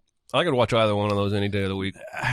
I'm getting a little burned out and Knocked Up. I think I've seen it too many times, but I think I can go back to 40-Year-Old Virgin every time and still find a laugh. But I hear what you're saying. What I like is watching Jason Segel have range when you go back and look, because it didn't look like he did. But the character he plays in I Love You, Man, and the character he plays in Knocked Up, and then he's the goofy romantic lead in Forgetting Sarah Marshall. He's got comedic range, baby. Yeah. Daltrey Calhoun. I think I've heard the name. I don't know if I knew it was a movie or not. But Daltrey Calhoun. So this is a really backwoods type of depiction of this scuzzy salesman Johnny Knoxville plays, and she plays his girlfriend or something like that. I saw a 2-second amount of this one time, and it was not good.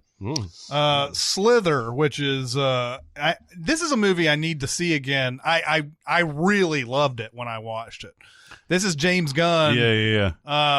And it's a B movie creature feature with Nathan Fillion, but it's comic and it's comedy horror type of thing. And it's one of those movies where one of the selling points is that you see this big snaky thing go into a tub with this naked woman, bathing in the tub or whatever. And it's that was the big selling point. Ooh, what's going to happen? That's the poster right there. You've seen this, right? Yeah, I saw it once. Like you guys, I need to see it again, but I remember enjoying it. Yeah, I would love to watch this movie again at some point, but yeah, I need to see it again. It's just it's not been available to me. It's one of those. That's true. It's not after this, I'll just have to order it and just get it. But I remember Slither being really fun. Cool. I got to check it out. Jeremy has already extolled the virtues of Invincible. She's hardly in that movie, by the way. Yeah, and it's just she's got 5 scenes. This came out around the same time as Shooter, right? Sure. The Marky Mark, Kate Mara movie where he's an ex-assassin. That would eventually become a Ryan Phillippe TV show, yes. So I always get Kate Mara confused with Elizabeth Banks in Invincible because Kate Mara is the descendant of the guy who owns the Giants. Yeah. Because she was acting with Marky Mark in the other movie. Right. Yeah. Then there's Meet Bill, which I've never seen. I've seen some of this. This is a you finding on Stars at 10 o'clock at night. Sounds about. Is that Aaron Eckhart? It's Aaron Eckhart, and he is he's a down on his luck dude, and it's got a really really good cast. He accidentally himself into jail, and his brother has to bail him out and all that stuff. And he's very much like Steve Carell in where he's laying on the pancakes. What is that movie? Dan in Real Life. Very much like that. So it's got Aaron Eckhart, Jessica Alba, Elizabeth Banks, Logan Lerman is the kid, Timothy Oliphant is in here, Craig Bierko is his brother. Great cast. And Kristen Wiig and Jason Sudeikis. It's a really good cast. It's a good cast. Yeah. Then a movie I remember being so awful, Fred Claus. Oh Jesus. I don't remember if I guess she might have been an elf or something. She is the hot elf. Yes. She's the hot elf. Okay. Is this Paul Giamatti? Paul Giamatti and Vince Vaughn, and Vince Vaughn is the older brother, and he needs to go and help him for money or something like that. And it's I remember this just being I could be wrong about how I'm remembering this, but I just remember it being ugly and nasty and just yes. Is that right? Yes. And the bad guy, Kevin Spacey. Oh, really? He's the efficiency expert that goes up to clean up the North Pole and all that stuff. Mm-hmm. And he wants to lose the Fred, who's the brother of the Claus and the Giamattis. And there's hot elves, and it's just gross humor, and it's not good. It's not funny. It's PG. I mean, I don't know if there's. I mean, I don't know. I just remember watching this going. Yeah, I don't think anybody's shitting on each other or anything. No. It's not nothing like that. Yeah. Feels like Vince Vaughn was trying for a holiday hit though, because he did that Four Christmases movie. Yeah, that Four Christmases was just that's a piece of shit too. Cringy. Yeah, Four Christmases. The breakup, he had a real weird run there. It's possible I'm thinking of Four Christmases as the ugliness, but I don't know. It was one of these holiday movies where I think I don't know. Fred Claus, I remember some reason being just nasty for some reason, and it's not because of no, yeah. It's just that the hatred and the anger and all that. But maybe it's there was a lot of that in Four Christmases too. Maybe that's what it was. Because Robert Duvall just fucking hates. He's Vince Vaughn's dad. And Jon Favreau is his other kid, of course, and they fucking just put him through the ringer, and it's just a cringy movie. I don't like it. So it could be just a mixture of those movies that are going through my head. But I did see Fred Claus, and I remember it not being good. You know what's funny is that in this movie, it just came to me, the hot elf, the Elizabeth Banks character, hooks up with John Michael Higgins, who's also, I think, an elf, and they're the stage announcers for Pitch Perfect. Oh, so it's like early sowing the seeds. I see. Then definitely maybe this is a movie that I've seen it before, but I caught it on cable maybe 6-7 months ago, somewhere around there, and I'd forgotten. This movie's really good. Yeah. I really, really, really like this. I need to watch it all the way through again, but is she one of the she's one of the women. So Ryan Reynolds has a daughter, Abigail Breslin, and she's asking which one of these people, which one of these stories he tells is her mom. I think the idea is that she knows who her mom is, obviously, but he tells 3 different stories of 3 different women. And she's trying to guess which one is the mom. Which one did he meet and fall in love with? It's definitely maybe the second story. It's true. That's very true. What a terrible title. But Elizabeth Banks, Isla Fisher, and Rachel Weisz are the 3 women. And he tells different stories, and each one of them you're like, oh yeah, definitely, probably that one or whatever. And then by the end of it, obviously they tell you. They couldn't have just called it How I Met Your Mother? Yeah, exactly. And it did come out at the height of How I Met Your Mother. But yeah, I remember this being really, really good. This is Ryan Reynolds not doing Van Wilder and stuff like that. And yeah, highly recommend it. Alternatively, Meet Dave. So we went from Meet Bill to Meet Dave. Oh, did I see this? I'm not trying to figure it out. That's awful. the Eddie Murphy. Yeah, he's an alien. He's an alien made up of smaller aliens. Oh, I don't think I saw this. It's stupid. It's Norbit? No. Brian Robbins of Varsity Blues fame Pluto directed Nash? this. He did. I think he Lump did. them all in there, man. I think Brian Robbins did do Norbit though.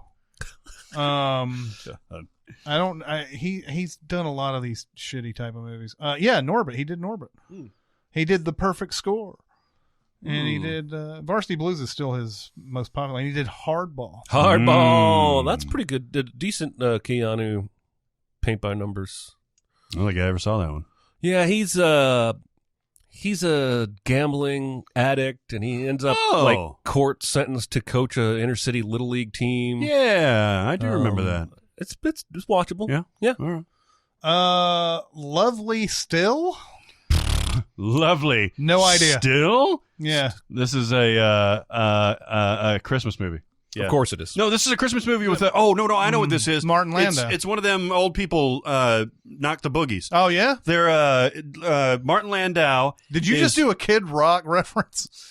Knocking the boogies? Is that in Bawataba? Up jump the boogies. Oh, okay. and knocking the boogies doesn't mean anything. Okay. Ellen Burstyn it's like a 51st Dates thing. I'll spoil it. He has dementia, but like when we introduced him to the movie, like he's experiencing all these things for the first time. Elizabeth Banks is like his daughter, I think, or a young woman trying to help them fall in love. Him and Ellen Burstyn, and then the other guy is Adam Scott, that plays a role in this too. And they have to do this like every day or something like that to ease his dementia. You don't find that out until the end. Okay. She's in W, the Oliver Stone, George W. She plays Laura Bush, right? She does. She plays Bush's wife. Bushy. I saw this, but I don't remember this being very good. No. I mean, it's a caricature. Yeah. Well, everybody is, because Cromwell's playing Bush Sr. And I love Brolin. Brolin's great in this movie while somehow still being annoying. No, I mean there's very good stuff in here, and because it's Oliver Stone, you don't know really what to. Right. It's like pick a fucking lane. Like I would watch Vice before I would watch W again. I think because it's like if you're gonna do this and make it an obvious over the top depiction, just do your hit job and let's be done with it. This is like so close to what actually happened to where it's like I can see your slant here. So what's actually real and what's hyperbole? You know? Yeah. No, I get it. Yeah. What was it? Bushy. Oh yeah. Bushy. Yeah. Richard Dreyfuss plays Dick Cheney in this. Mm-hmm. He already basically did that in American President. Yes, he did. My name is Bob Rumson, and I'm running for president. He was. I feel like Stone watched that movie and said, "You're Dick Cheney." Then Zack and Miri make a porno, and it's interesting. This might be the first movie that we've gotten across here where she's one of the leads and has a real character. Yeah, no kidding. And because she is so gorgeous, she's always playing like the window dressing, right? Or like the girlfriend or the hot elf or whatever it is. In this one, it's interesting because this is Kevin Smith directed this one, right? Yeah. It's interesting because she's still hot. She's still gorgeous in this movie, but her character is brought down to just scuzzy levels, granny panties, like barely affording shit. Like, you know, she's not, even though she's traditionally attractive, she ain't a catch. They're burning trash in a metal barrel in their apartment at one point in this movie because their power's been cut out. I did not see this movie in the normal run of life. I came to this movie after Cinemasins had started, when I was like, well, this is a Kevin Smith movie I haven't seen. He was nice to us. Let me go watch it. First time I watched it, okay, yeah. Second time I watched it, I liked it a lot more. And now it's maybe my second favorite Kevin Smith movie. Wow. The thing that bugs me about this movie every time is the shitty porn parody titles they come up with. I agree. Because I feel like everyone involved with this movie should have been able to come up with better shitty porn parody titles in their sleep. Yep. Not to mention the shitty porn that happens in the movie. That's more forgivable because these people are arguably stupid or don't know what they're doing. Well, yeah, because the whole thing is setting up a Star Wars parody, and then all of a sudden it turns to like a coffee store parody. Yeah, because they don't have any money. They have to shoot it after hours and all that. And yes, Zack and Miri are platonic best friends, and they obviously never think about doing this type of, going out together or anything like that. But this sort of forces it into their consciousness because they have a scene together and everything. And as it gets closer and closer to that point where they're actually going to have to fuck on film and everything like that, they start realizing that, hey, I kind of have feelings for you, and this is weird. It almost has heart in that moment when, because first Seth Rogen starts putting it off.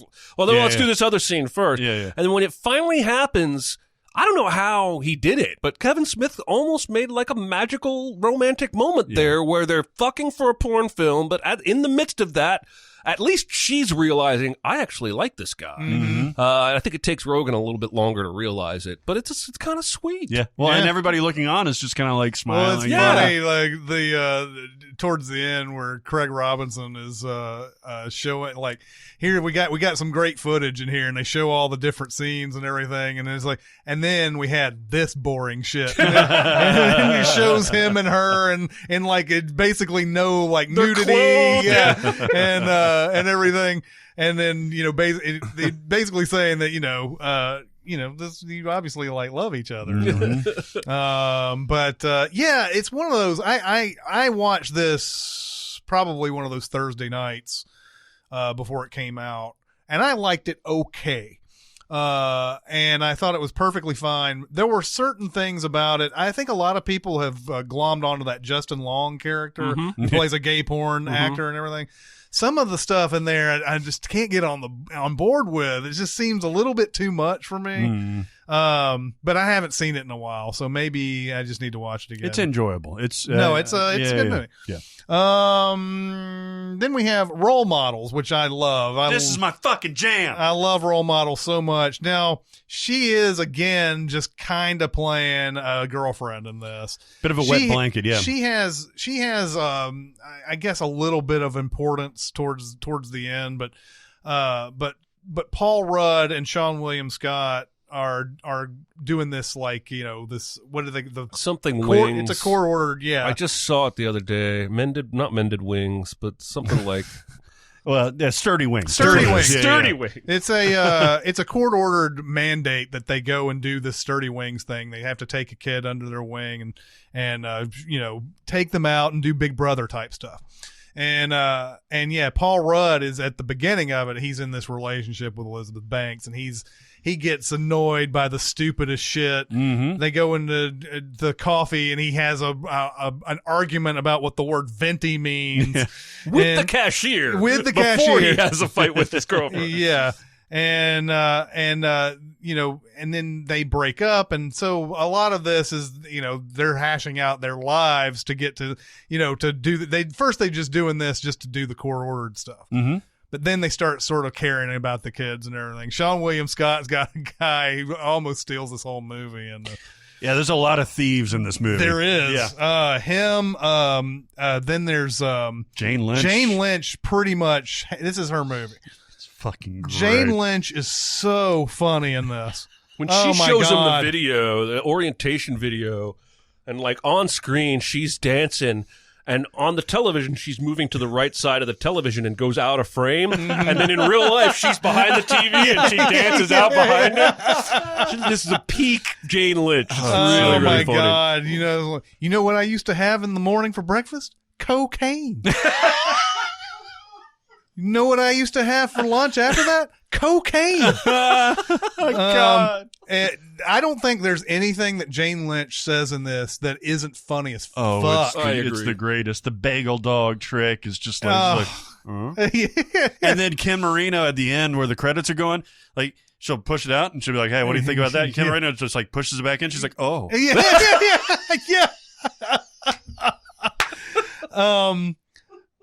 But you have these like, so yeah, Rudd and William Scott are like, they're just assholes for Yes, most of they this are. movie.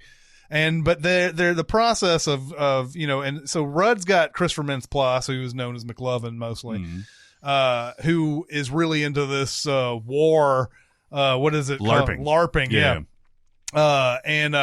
He sort of, Rudd has to sort of feign this interest in it and everything. And then, he's not really getting into it until he has like these moments of clarity and everything. But, man, I love Role Models so much. I love this movie.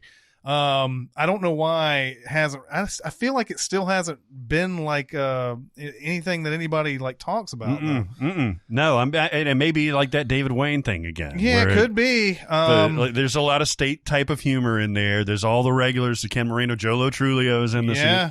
Ken Jeong is in this in a hilarious role. Mm-hmm. So, but this is just fucking right up my alley. Yeah.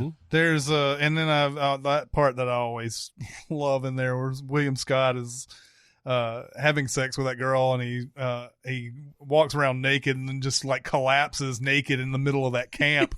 and everybody wakes up and sees him just lying there and everything, and Wayne's got that line where he's like, "It's just a case of guy on the ground."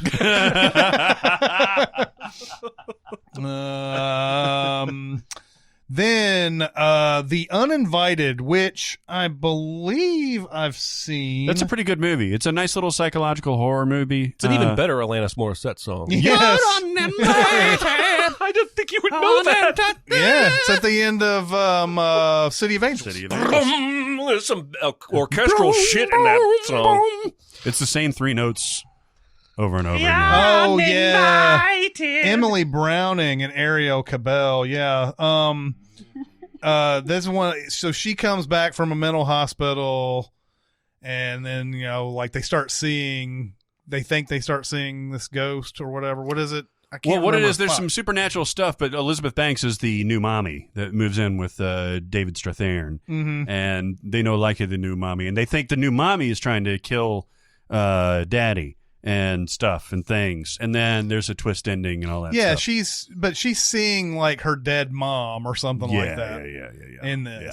I've seen this movie. It's been forever. I mean, it's been since it came out. Yeah, it's fine. Then we have The Next 3 Days. You've seen this? You remember Jeremy? this one? Oh, fuck me.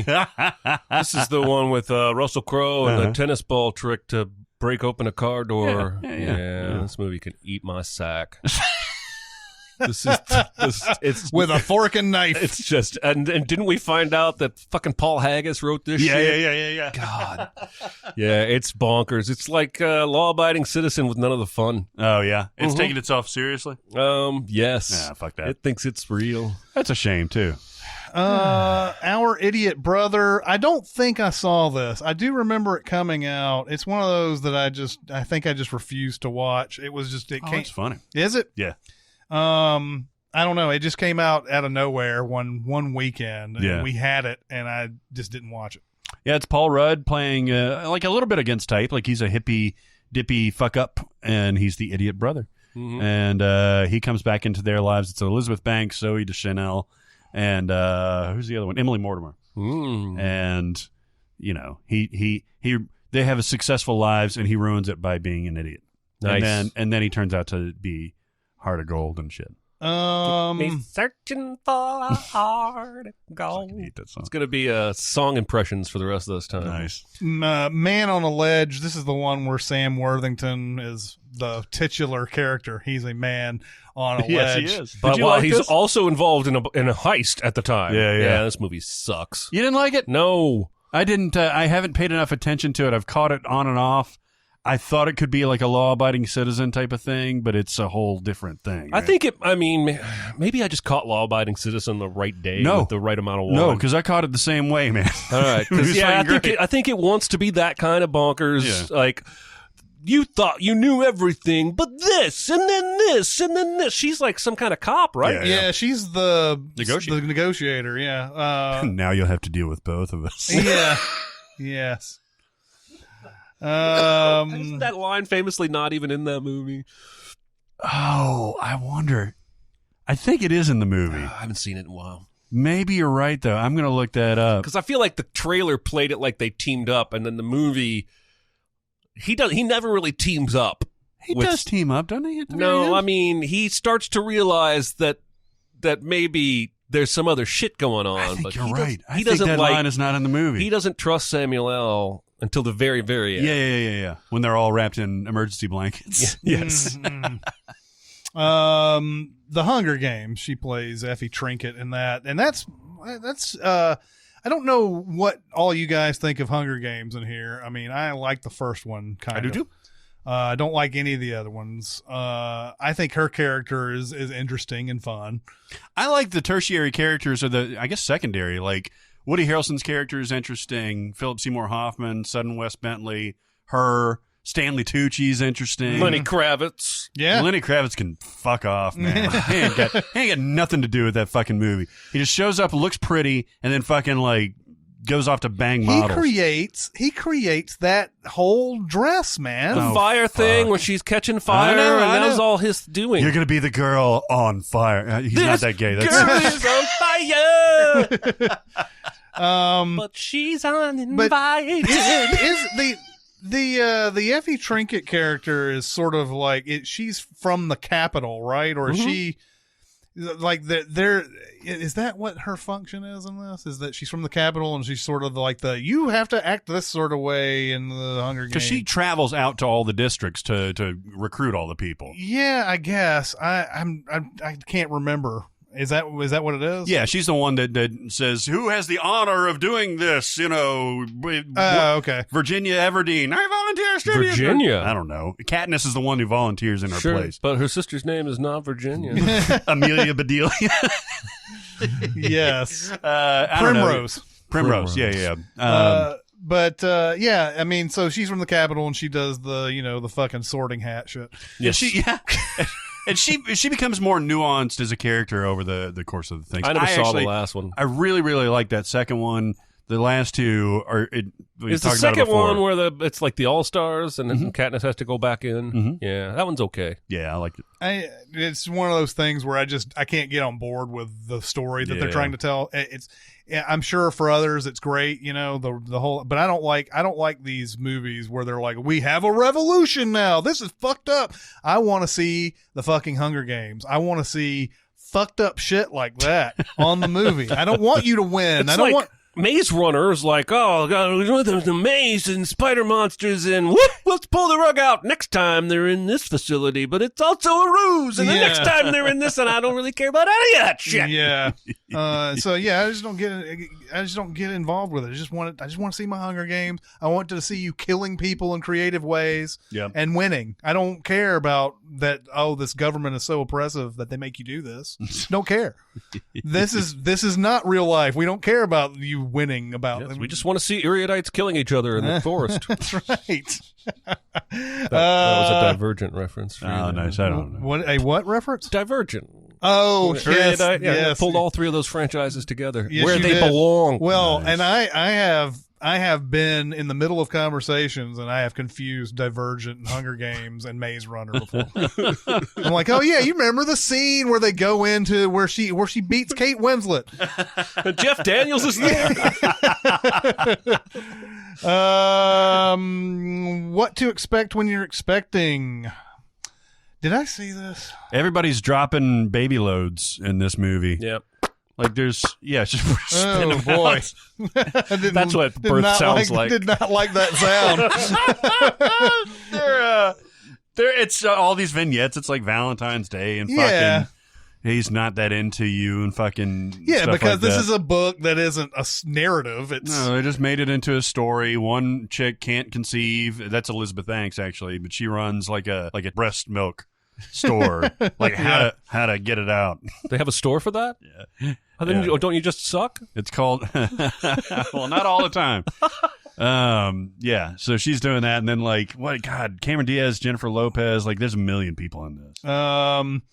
And then we have People Like Us. Don't know this Bad movie. title. Yeah, it really is. Then what's the point? What's the fucking point? No interest. This is an interesting movie actually. Chris Pine is in this as the lead. She's his on again, off again. Olivia Wilde is his girlfriend. I'm sorry, Elizabeth Banks. It's a weird, she's my sister, but she's my girlfriend, but it's not as salacious as that. And Michelle Pfeiffer, Mark Duplass, Philip Baker Hall, And John there's no Favreau. movie, there's no Michelle Pfeiffer. Then the Three Pitch Perfects, where she is one of the announcing team with John Michael Higgins. Vaguely racist announcing team. Yeah, Well, they become explicitly racist after the first one. The first one is playing off of the Best in Show dodgeball type of thing, and it's delightful. It's funny, and then much like the franchise, by the second movie, they've run it into the fucking ground. Yeah. And they're just mean. bad. Yeah. Movie 43, which you've seen recently. What was she in that? She played in a vignette with Timothy Oliphant about an animated cat, and it was vaguely amusing. Okay. Yeah. The Lego Movie, she plays Wild Style. She's the voice of Wild Style. Really good. Yeah, she's really good in that. Walk of Shame. Did you ever see this? Never saw this. This is an interesting concept where she's going for a network job at a news corporation, and she's told she doesn't get it, so she goes and parties and sleeps with some dude, and then has to make her way back to an interview the next day. Mm-hmm. And it's kind of like a one woman show, and I've caught some of it, and it's kind of fun. Under the sex and nudity, there's one line that says, "A woman tells another woman to take her aggression out on a penis." Sounds about right. That's a line. There That's you in go. There you go. Then there's Every Secret Thing. God, I have not seen this. She's been in a lot of movies with bad titles. Yeah, no kidding. This got your girl. This one was notable because it's produced by Frances McDormand. Okay. It's directed by a woman, and the leads are Diane Lane, Elizabeth Banks, and Dakota Fanning. And so it's a very female-produced thing, which I wish it would have gotten a better title and a more marketing. Yeah. What's it about? Women. Women? Yeah. Okay. Look at the fucking description, It dude. says a detective looks to unravel Crazy? a detective looks to unravel a mystery surrounding missing children. I've seen and the this. Prime suspects. Two young. Holy fuck! Okay. Really? Dakota Fanning is playing a girl who killed someone and went to like juvie and has just gotten out, and now another girl has been killed, and they think it's her and her friend again. Ah. I've seen this. Yeah, did you like it? No. Oh, okay. You were so excited. You're like, I've seen it. Is it good? No. It's dour and sad and fucked up. Love and Mercy. It's a Brian Wilson biopic. Oh, this is good. Have you plays seen Brian this? I have Wilson? not seen this. 2 versions of Brian Wilson. Young Brian Wilson, Paul Dano. Good. Older 1980s Brian Wilson, John Cusack. That should work all It right. works. It works really, That should really work well. all right. Paul Dano plays him in the 60s when he's really like at his creative peak and all that stuff. This movie's fucking awesome. And I believe Elizabeth Banks is in the Cusack version of it. And much like I mentioned in my recommend, the Echo in the Canyon, she notices that maybe he's not being properly managed as far as his mental health and his finances and stuff like that. So she pushes him to get some other help. All right. This movie is fucking good. Another bad title. Yep. It has to do with the Beach Boys song, but it's really, really good. They should have called it Sloop John B. Yeah. I want to go home. I would have at least known it was about a Beach Boys person. Yeah. Then. Magic Mike XXL, which I did not see. I saw the first one, the Steven Soderbergh. I did not see the XXL. Me neither. He didn't do the second one, No, did he? he did not. I didn't see the second one either. Power Rangers. I never saw this. Oh, she's fun. Yeah, she is kind of fun in This this. movie's fun. Yeah. I would hesitate to call it good, but I'm really surprised they don't want to make another one. I thought it was well cast, and it was a fun enough time. A little too heavy on the Krispy Kreme product placement. Yeah, no shit. Like, it's literally like the setting of the big finale. It's like, let's all meet at Krispy Kreme. Yeah. But I enjoyed it, and she was the best thing about it. My son is still obsessed with Power Rangers because there's been like 9 to a dozen adaptations, like Teenage Mutant Ninja Turtles, that kind of thing. Yeah. And so he's still watching it, and every once in a while he'll go back to the old ones where Rita Repulsa, her character, was like a regular character. Yeah. And seeing that version versus what she did with it, I like this movie a little bit more. Yeah. Yeah. She's obviously was having fun. Yes. The Happy Time Murders. Talk about balls. Yeah, I haven't seen it. Oh my God, that movie's I can't bring myself to watch this. Movie's anymore. atrocious.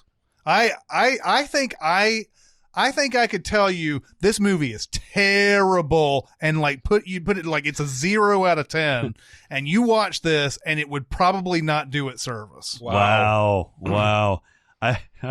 You're not the only one that has strongly warned me away from this movie. I am highly tolerant of most comedies. Right. I will watch anything that's a comedy.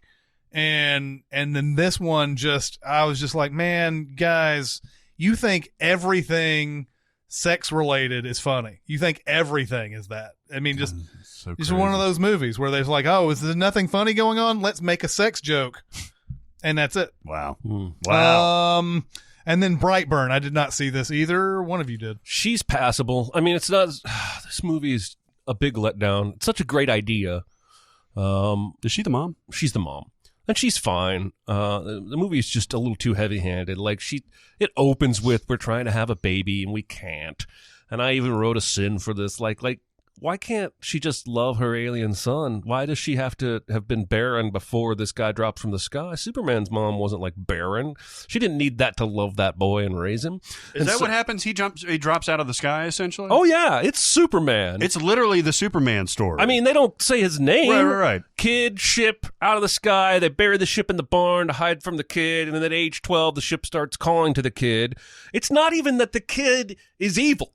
Like, Superman, only he's evil, is fascinating. Yeah. But it's not even that. The ship just beeps and twists his mind and turns him into an autonomous killbot. And the ship actually makes him evil. Yeah, the ship connects to him and then tells him to start. That? Yeah, I mean, he was weird, but he was fine. Yeah. And then it tells him to start killing everybody, and so he does. Did you not like it at all? No.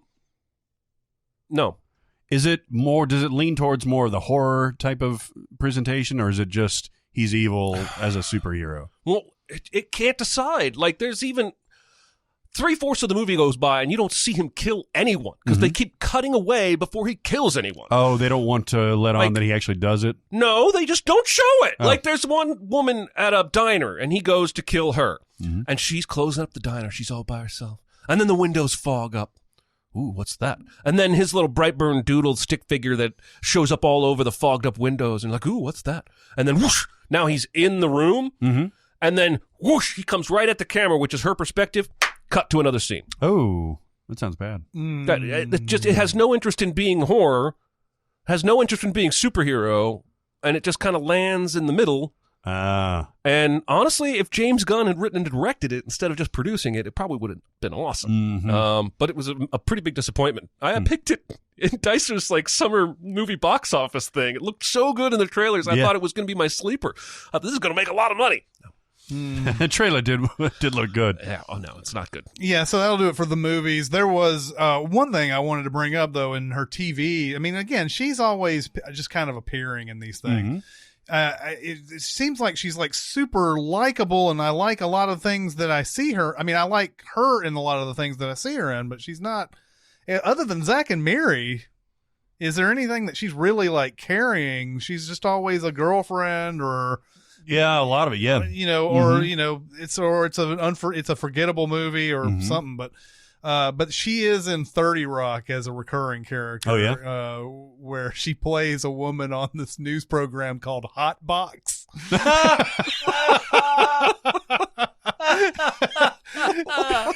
Oh, wow. And I mean, that's Tina Fey. So, I mean, not, you know, that's hilarious. But she's really funny on that too. But she's also in Scrubs for probably like a whole season, where she plays JD, Zach Braff's girlfriend or love interest. It's such a cool arc. I say love interest because they get together, I think, for a one-night stand, and he gets her pregnant. And after talking about it like throughout this whole season, they agonize about whether to have the baby or not. He really wants to have it. She's not undecided. And then they decide they're going to. And then they try to have a relationship after all of that has happened. It's such a complicated arc that ends heartbreakingly.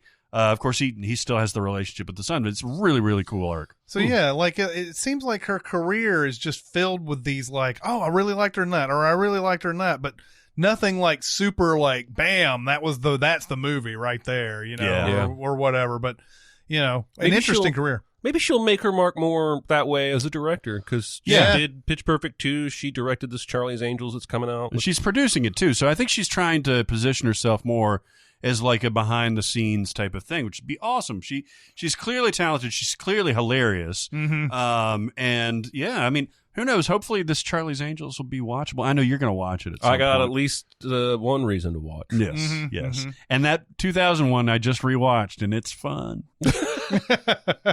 Okay, that'll do it for this episode. Keep going to SinCast presented by Cinemasins on Facebook. We have Cinemasins Twitter, Music Video Sins Twitter. We're on SoundCloud, Discord. If you need a Discord link, you can go to Reddit. We're also there, Reddit. Hey, go to Reddit. You can get a link there, or you can go to Facebook and private message me, and I will give you one.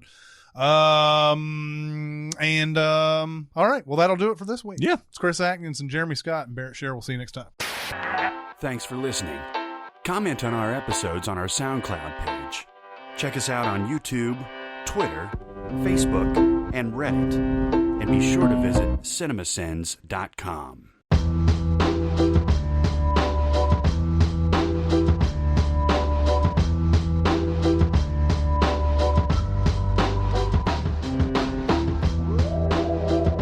I love mind tricking cats. It's fun. They're stupid creatures. Well, that's the only way I can get them in sometimes is to make it pretend like they're getting locked out forever. Yeah.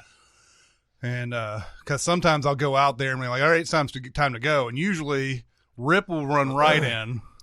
Domino will most of the time, although sometimes he'll run to the porch and then just jump up on one of the banisters and just stand there for a bit until I pick him up.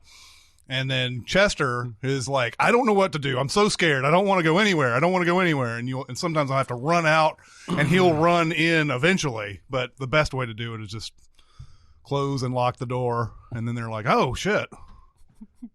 Cats love to be allowed into places they think they're locked out of. Yes. Like there was this closet in my old house, and all the cats would scratch at that door constantly.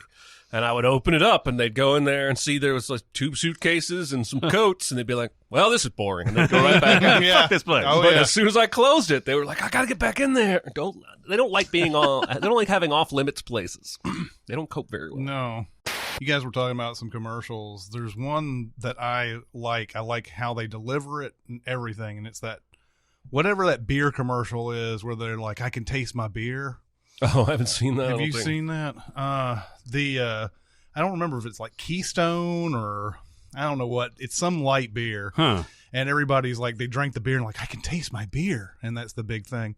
And then it gets to a bar and there's this couple making out at a table, and she withdraws from him and she goes, I can taste your beer. and then this guy walks by and he's like, I'd like to taste his beer. That's pretty funny. And I don't know, and it's multi-layered because you don't know whether he means drink his beer or kiss her or kiss him. Right. It could be any of those. Wow. I think it's funny that you remember when Casey Musgraves was talking at some music festival about assault rifles, and there were some in the country music circle that were like, "Oh, we're going to end her like we did the Dixie Chicks." Blah, blah, blah. I'm like, this is the girl whose first hit suggests casually kissing somebody of the same sex and smoking a joint, and you made her a star after that. Like, you know that song, like "Follow Your Arrow"? Yeah. Like, you knew what she was when you made her a star. Mm-hmm. Come on now. Yeah.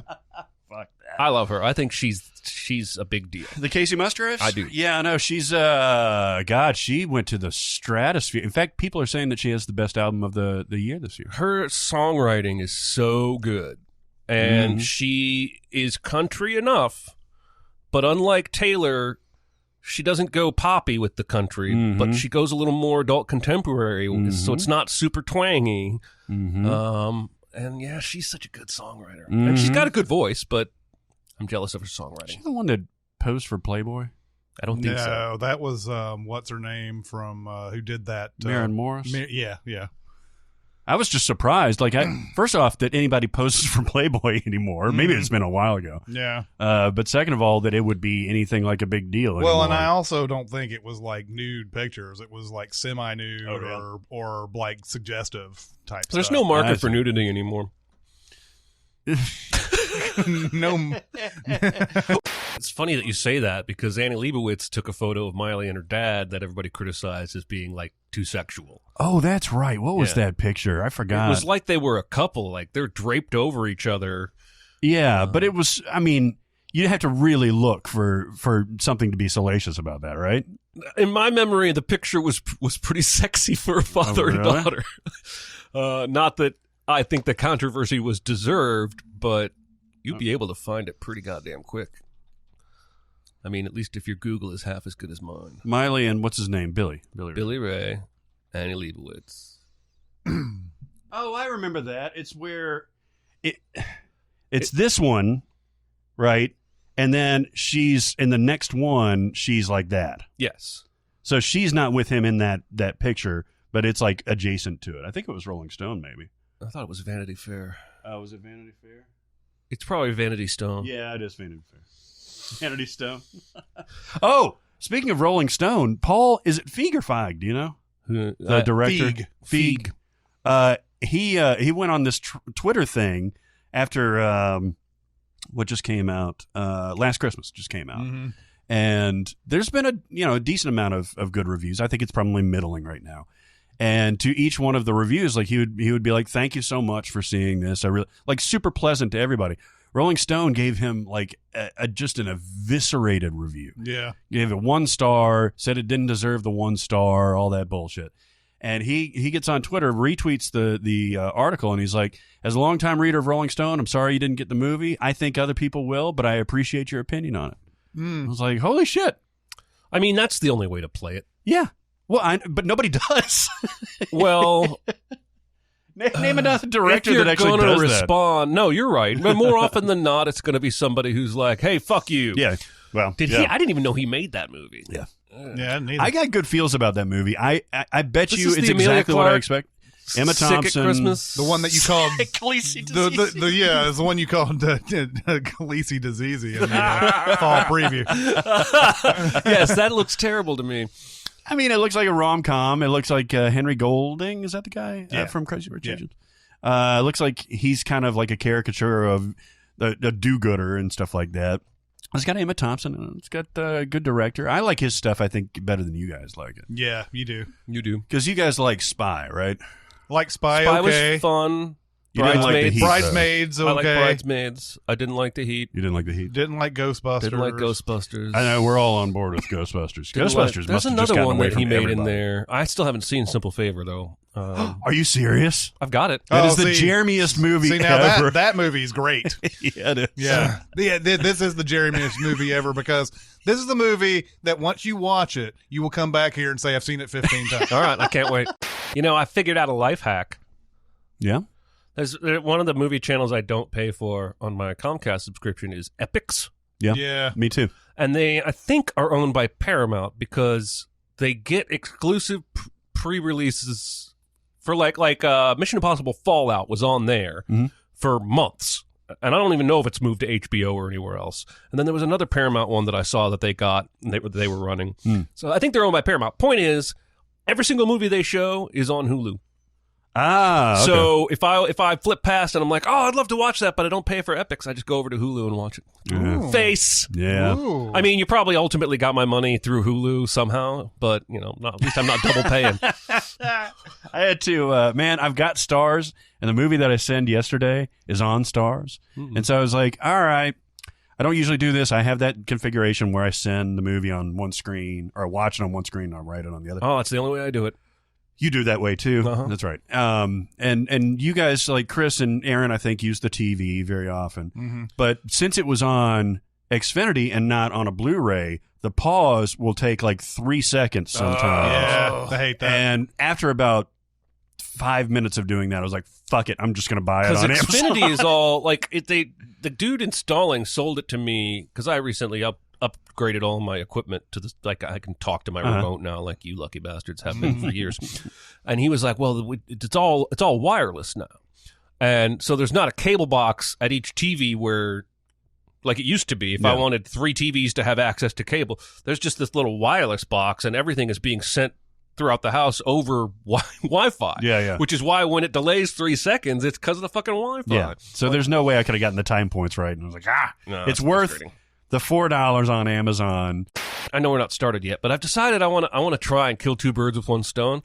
Every time we do a career breakdown, I want one of my recommends or warns to be me going out of my way to watch a film I haven't seen by that person. Oh, nice. I almost did for last week Stephen King, and I was just going to do something. I wanted to watch Children of the Corn 6. Nice. Without having seen any of the first 5, but I ultimately decided I didn't want to pay $4 to rent it because no streaming service has Children of the Corn 6. It's actually 666. Oh, Children yeah, of the Corn yeah, 666. Of course it is. But I didn't do so. I ended up watching Elizabeth Banks movie, and so I will be able to contribute.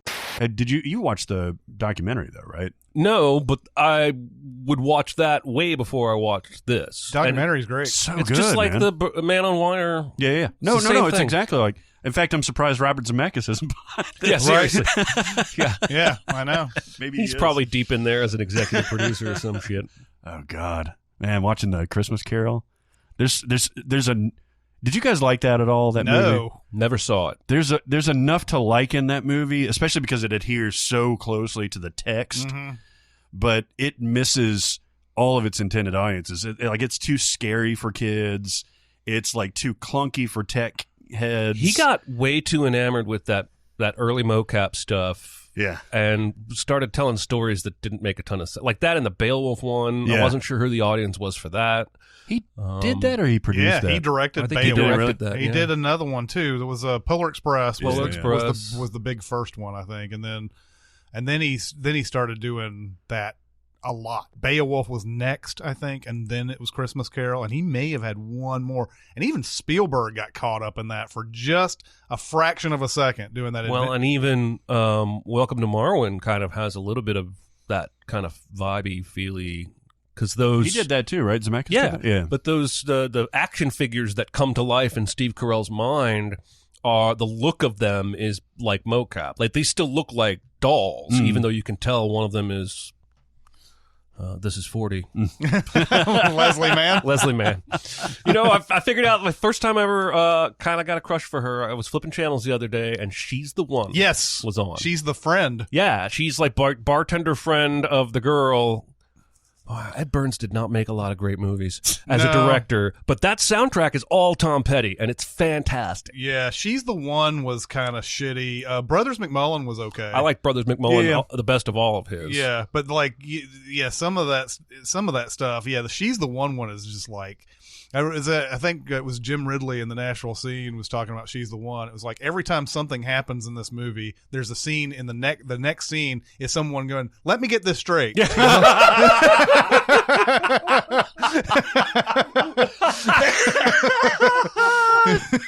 think She's the One was the big budget version. Like, I think he made something after Brothers McMullen.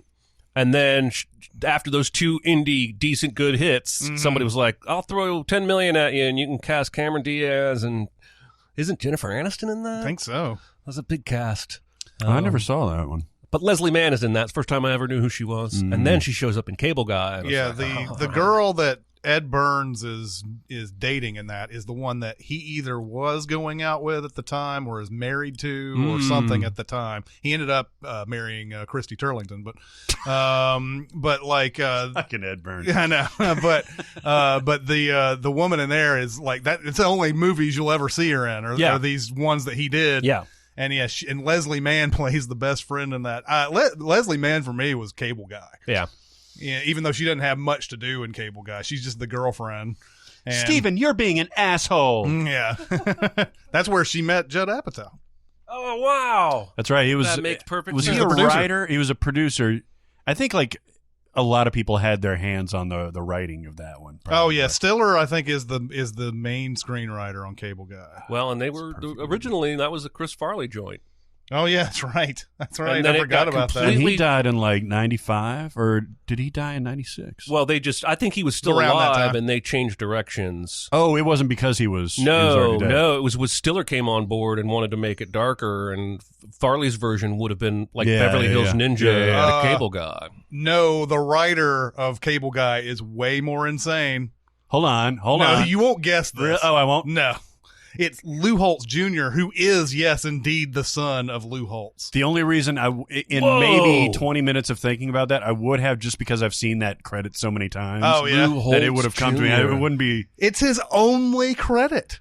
What a weird, it's so weird. That's Was Lou Holtz the one that Dan Patrick does the impression of? It's really funny, or is it? I'm sure it is. He puts his pants on one leg at a time like you do. I'm sure it is, because Lou Holtz always had that way of being like, we had no chance but against this team tomorrow night, whatever. He'd always give the other team fawning praise and we have no chance. We have no chance. And then they just beat them, 42-0 or something. But yeah, that's exactly how he would do those Lou Holtz, the way you did it. You want to knock out? Yeah. I'm pretty sure that character in the comics goes on to be Black Canary or Black... I don't know. Some kind of spider villain. I'm pretty sure. It's going to be Black Canary. Oh, my God. I think actually Black Canary might be a DC... Black Cat, maybe? Come on.